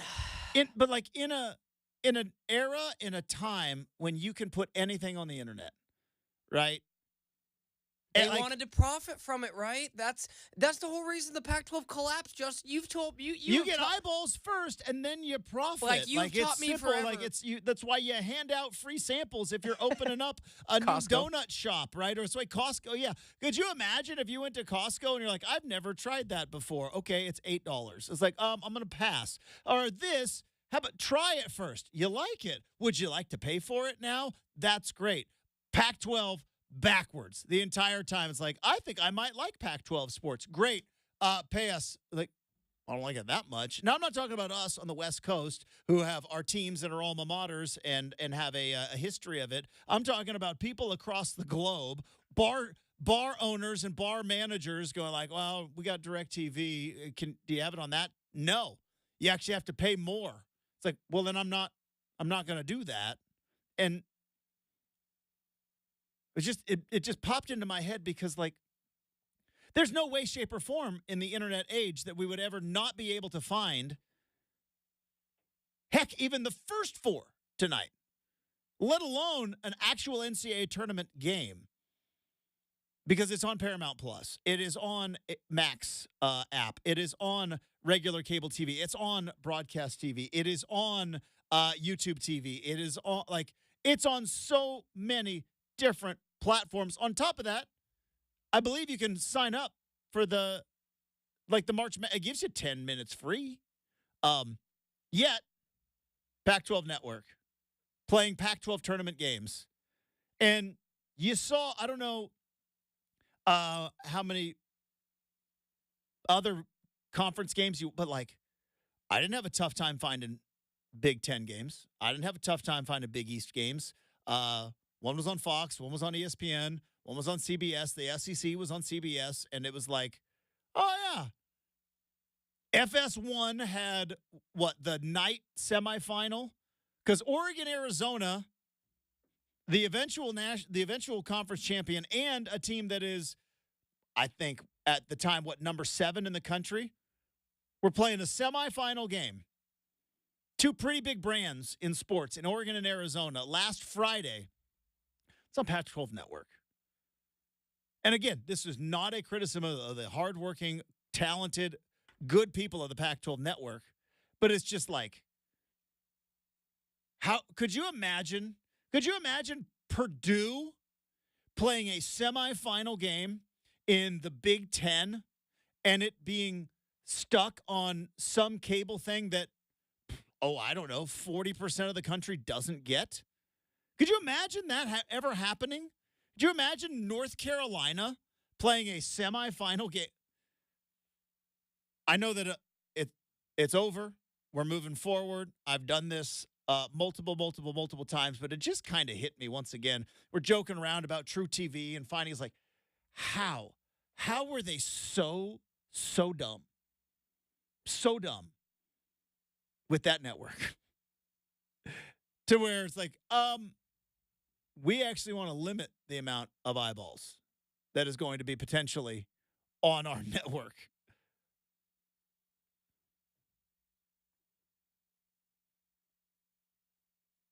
Good night, sweet Pac-12. It was a good run, but I don't know what ultimately, like, college football and college basketball is going to look like. College football certainly looks like it's going to end up being two conferences. I don't know if you saw the some of the breakdowns of some of the other things of the potential college football playoff coming up. The Big Ten and the SEC are like, yeah, we're going to get all the money. And the ACC is like, can we still just get some of the money? I've predicted, I believe college football is going to have a full circle moment where it's ultimately going to come back. Brenden, get ready. In like 5 years, the Big Ten and the SEC, they're going to start kicking out teams that aren't making them money. They're going to have their own Super Bowl type thing. And it's like, oh, you mean like we used to do with the Rose Bowl when it was the Pac-12 and the Big Ten, and just have, and the ACC and the Big 12 is going to hold their own Super Bowl, and the Mountain West and the American, they're going to hold their own Super. It's like, oh, like it used to be. Trust me, that's going to be next. Big Ten and SEC keep excluding teams, keep getting greedy. The ACC is going to be like, hey, Big 12, you want to just run our own thing? We just run our own thing. We're not going to make as much money, but we'll just run our own thing. All right, coming up, we have got Devon Pouncey. Shouldn't be so informal. Let the people know. From the Rip City Remix. He is our basketball analyst here on Rip City Mornings. So we're going to talk some NBA. We'll get his thoughts on the NCAA tournament. Who he likes in the Final Four. Who he likes to win a championship. So that's going to be coming up next. But before we do get to all that, I do want to tell you about Final Four participant, number 1 seed in my bracket. That's right, it's DeBella. They're Oregon's roofing, siding, windows, and bath experts. They say in basketball, right, you got to have offense, you got to have defense, you got to have shooting, you got to be able to run. Roofing, siding, windows, bath, they do it all. And right now, you can update your roof with solar shingles and potentially qualify for federal or state incentives. DeBella's got all the details. Give them a call and schedule a free, easy, and convenient estimate on a time that is scheduled for you. You've probably seen their work in Better Homes and Garden. Probably seen their work on HGTV. They've received accolades for their customer service from Angie's List and Home Advisor. Plus, not just that, 15,000 five-star reviews from customers. 15,000 five-star reviews, plus you can take advantage of the zero down and no payments until 2025. That's right. While your home is upgraded and your home is more energy efficient and you start saving money on your energy bills, you don't have to make a payment until 2025. That's, of course, on approved credit. So check out DeBella today for a free, no-obligation appointment for roofing, windows, siding, and bath projects. DeBella, the Oregon experts.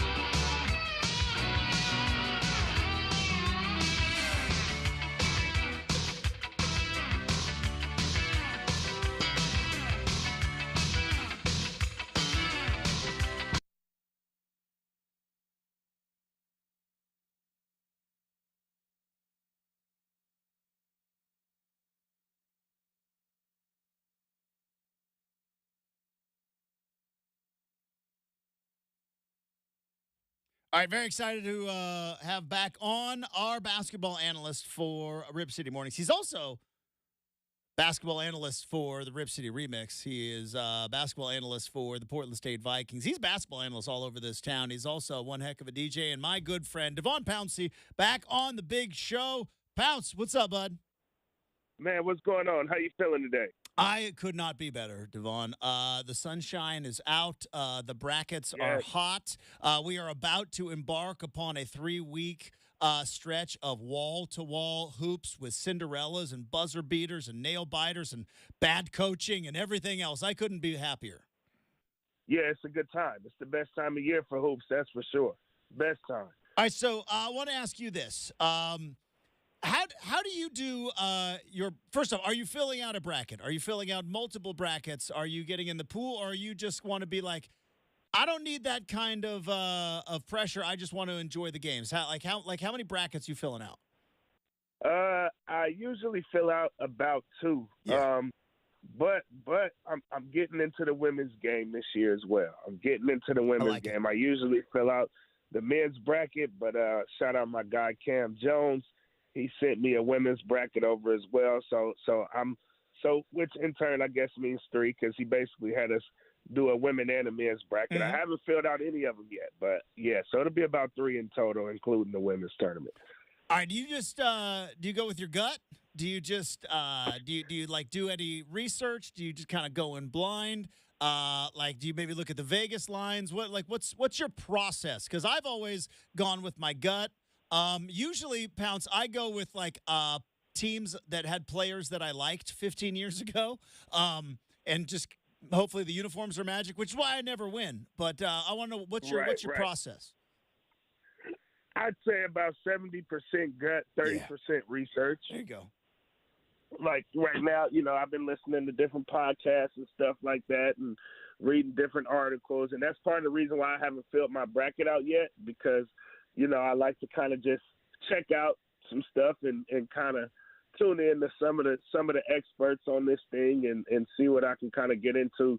And I usually always wait till the last minute to just finally fill the bracket out based on whatever it is that I come up with. And of course, whatever it is that I've gotten to see over the course of the year, which some might think I watch a lot of college basketball, but it's kind of hard. As many teams as I cover and call games for, I'm kind of always locked in to those teams. It makes it hard to have time to just watch the full landscape of it all. You know what I'm saying? Calling G League games, calling Portland State games, calling Pacific men's and women's game. Like it's a busy season for me. So it's actually cool to be able to just kind of see if I can get some things right and kind of figure some things out.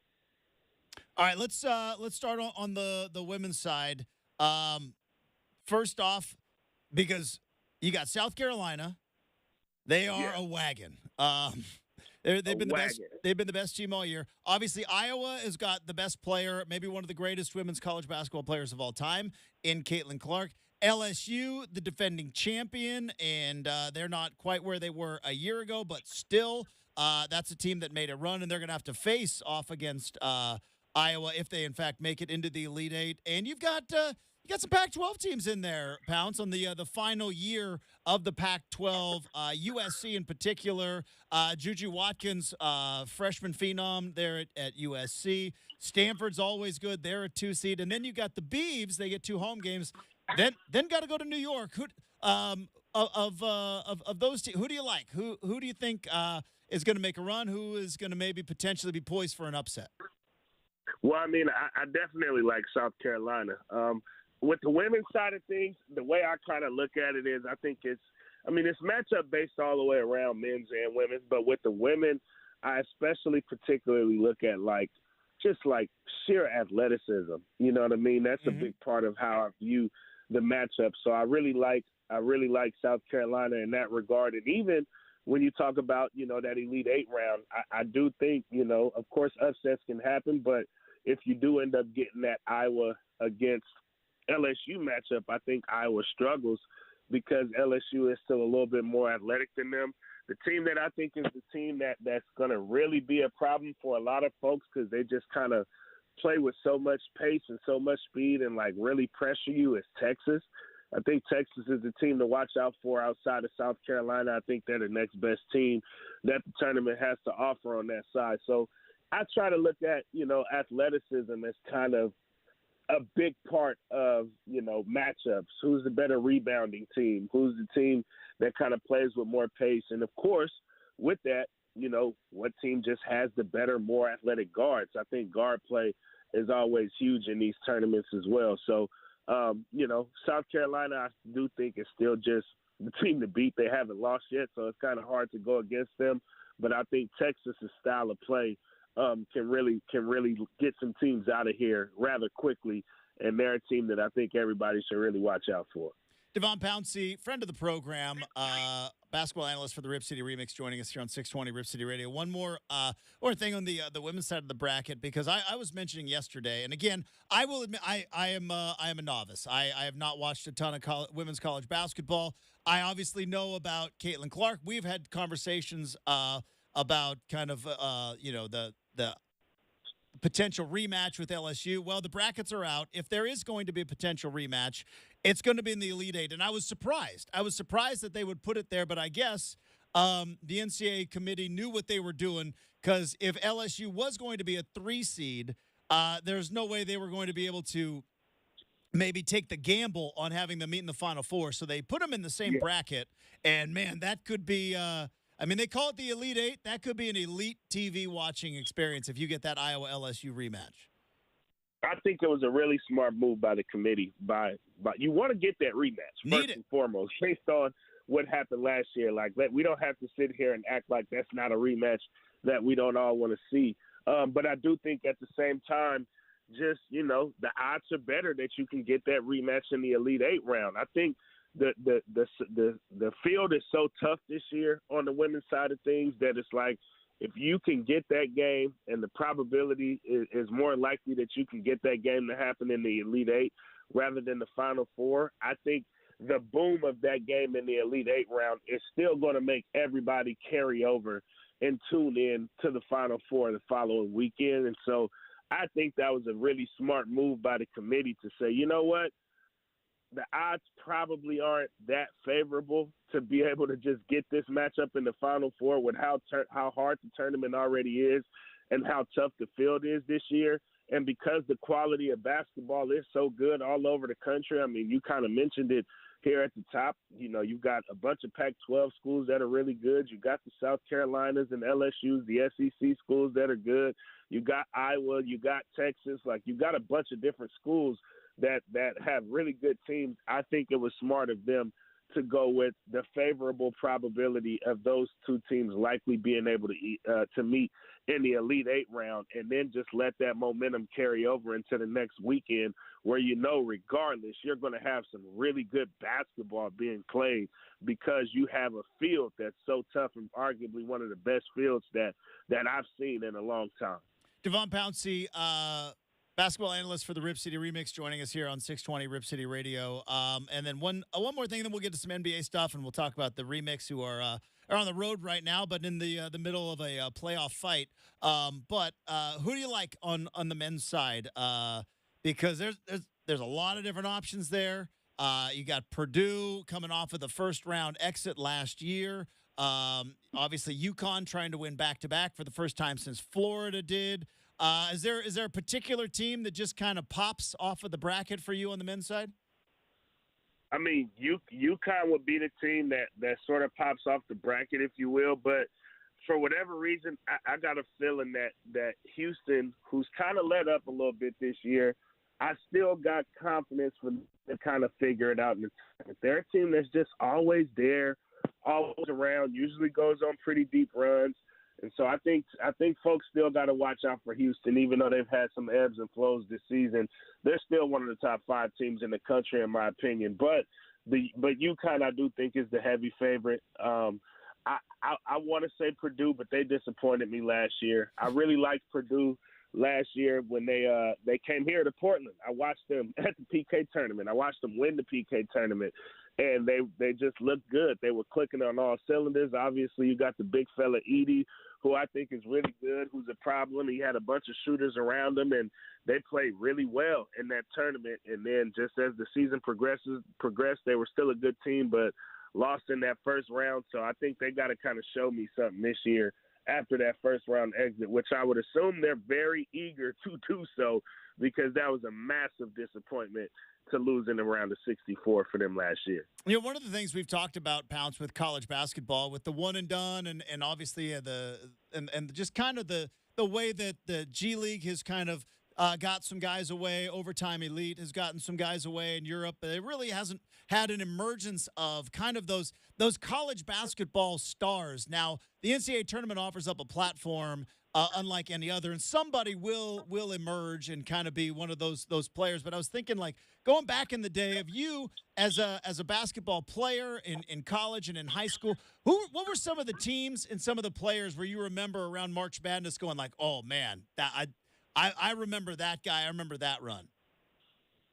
I mean, you definitely remember the run, the Kentucky run with Anthony Davis and Michael Kidd-Gilchrist and those guys. Terrence Jones, the Portland guy, was on that team. That's definitely a run I remember.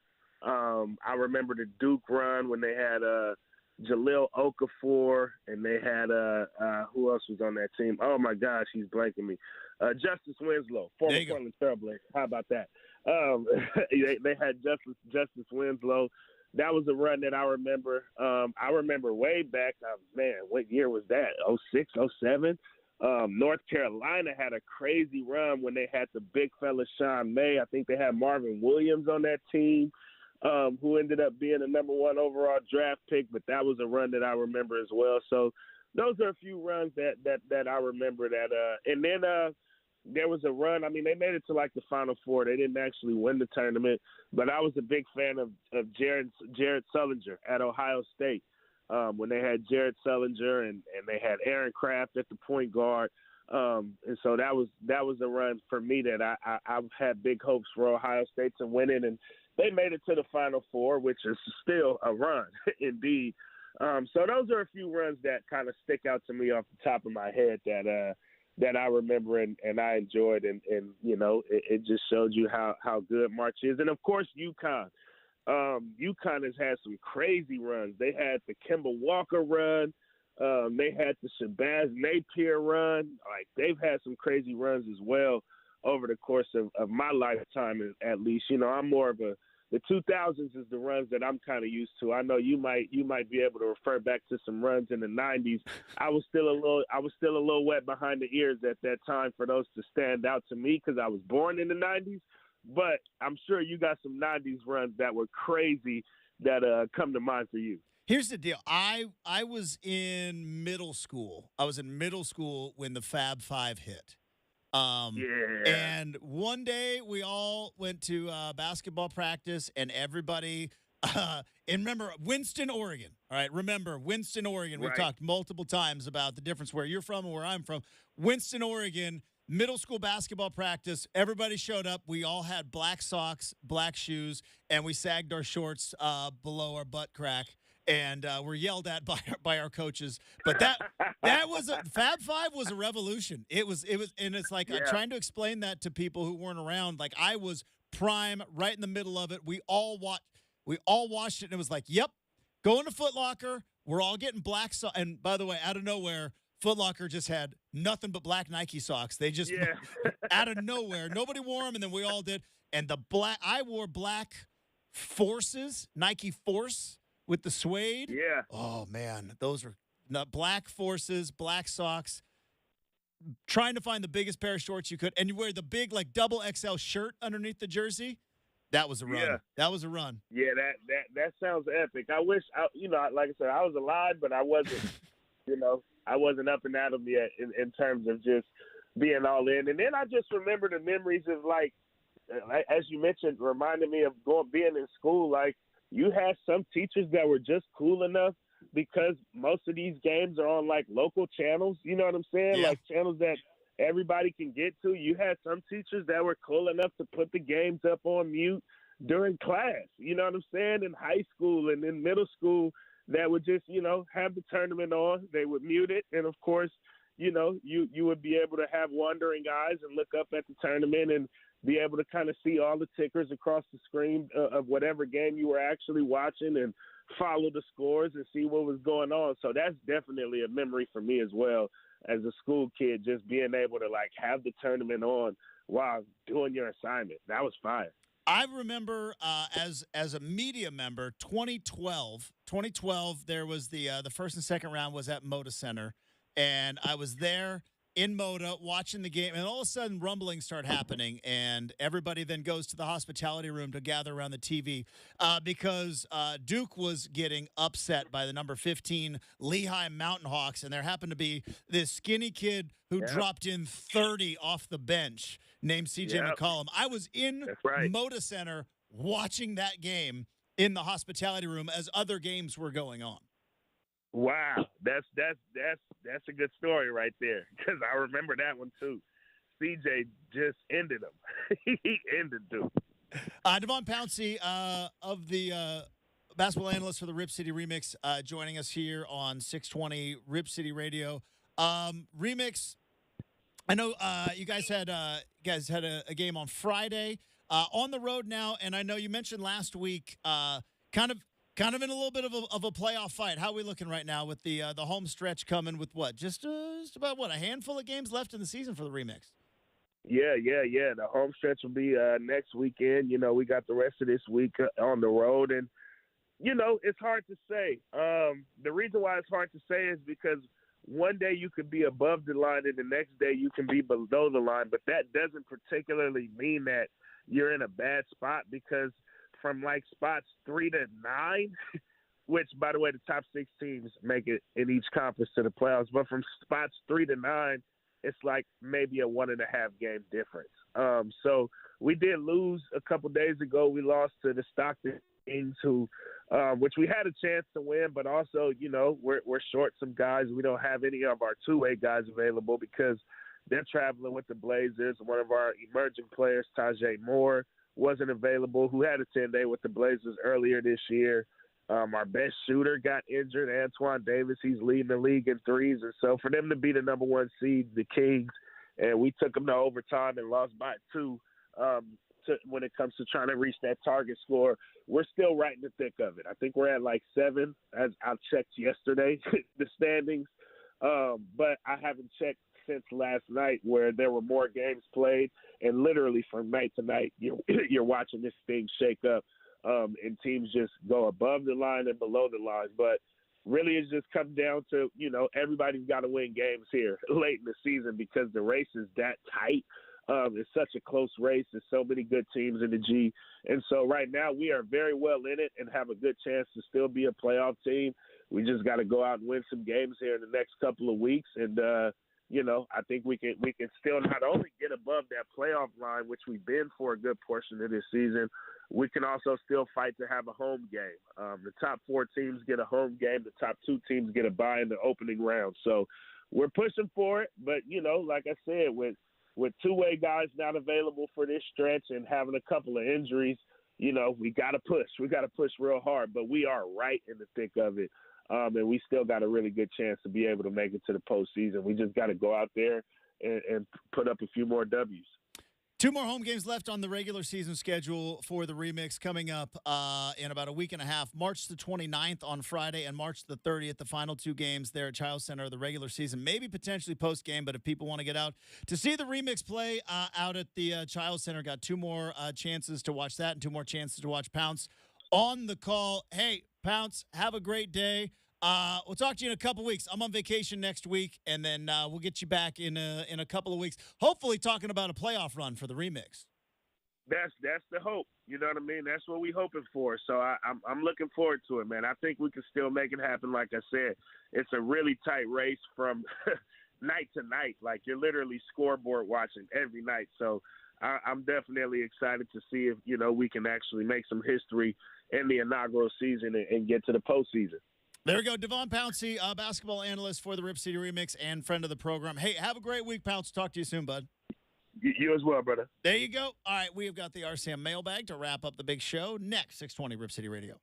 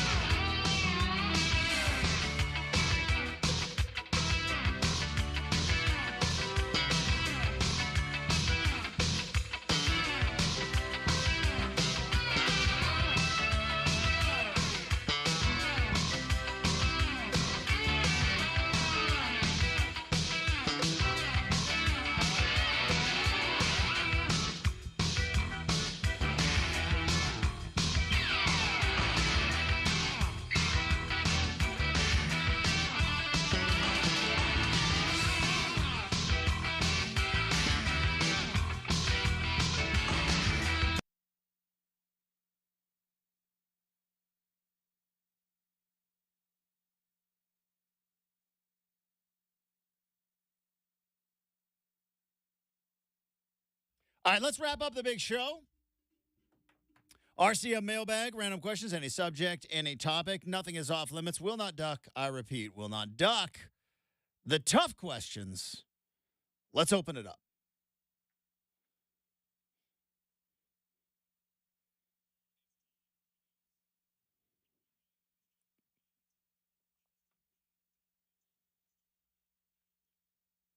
You got to get like a DJ, like mash up the beats per minute for the mailbag open and the intro. Normally I filibuster my way through it, and there's like a fade in, fade out, but like that one I threw a fastball at you. Yeah, we're red hot and rolling, man. I can tell you're firing on all cylinders this morning. But yeah, Okay? Question: what's your like the CJ McCollum Lehigh beating Duke? As I was in the Moda Center watching it, is one of my more memorable. Like I always have, and I'm lucky, super lucky that I was there at the Final Four. Like I got to watch one shining moment on the court as the Carolina confetti was being swept up.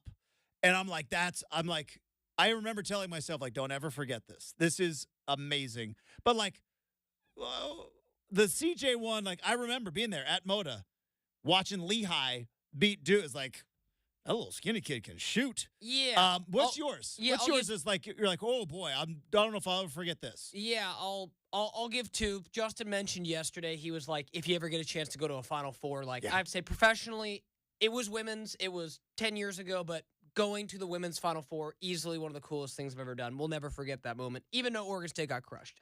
That all being said, Tennessee, UConn. That was when UConn had. wagon. Yeah, that was like their fourth straight, so they hadn't been beaten yet.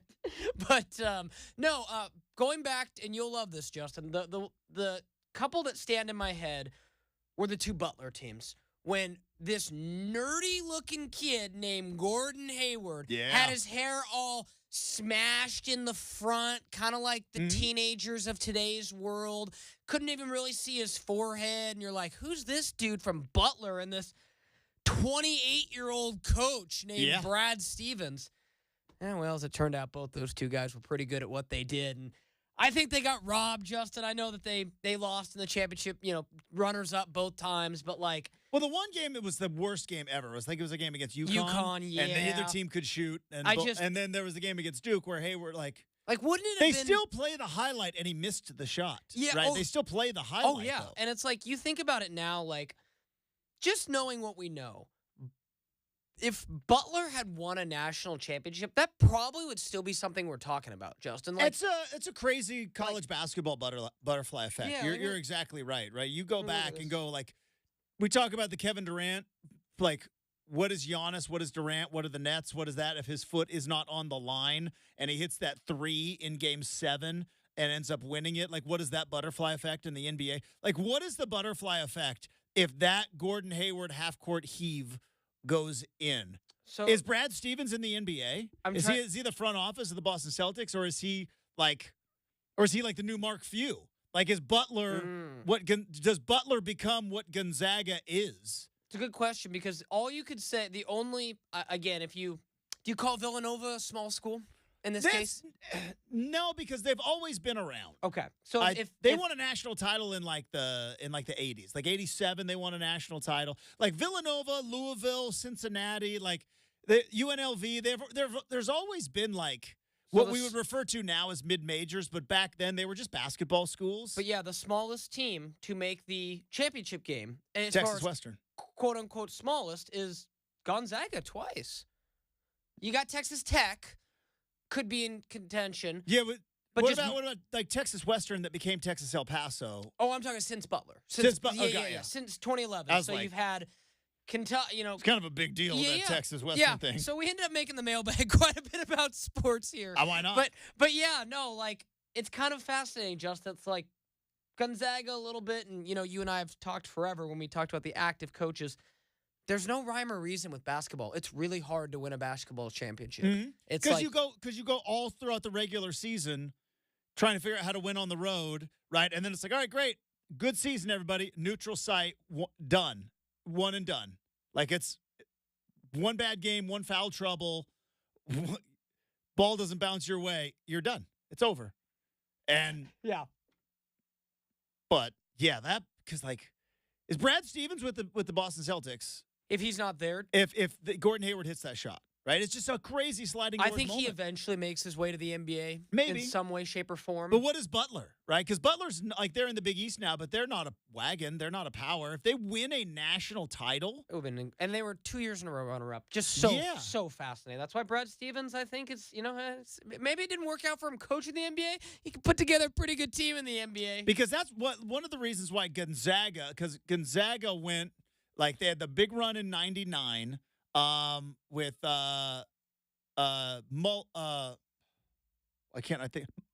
Munson with Dan Munson, who's now at Long Beach State. Did you see that story? Dan Munson got fired by Long Beach State, and they're like, and he's like, I would like to coach out the season, and they're like, fine. He won the conference tournament they're playing. They're playing in the Big Dance. Hey, man. But yeah, totally. I did But see like that Dan story. Munson gets, and then I think he went to Minnesota. I think he took the job in Minnesota, and then they moved up assistant coach named Mark Few, and he stayed there forever. And Mark Few could have been the coach at Oregon, could have been the coach at UCLA. He could have been the coach anywhere. And he's like, yeah, I like Spokane. I'm gonna stick here. And now Gonzaga's like they're 4 seed, I think 5 seed. Still good. All right, that's going to do it for the big show. Thanks to Devon Pouncey. Thanks to super producer Brenden. Thanks to all of you. Have a terrific Tuesday. We're back at it bright and early here on RCM 620 Rip City Radio.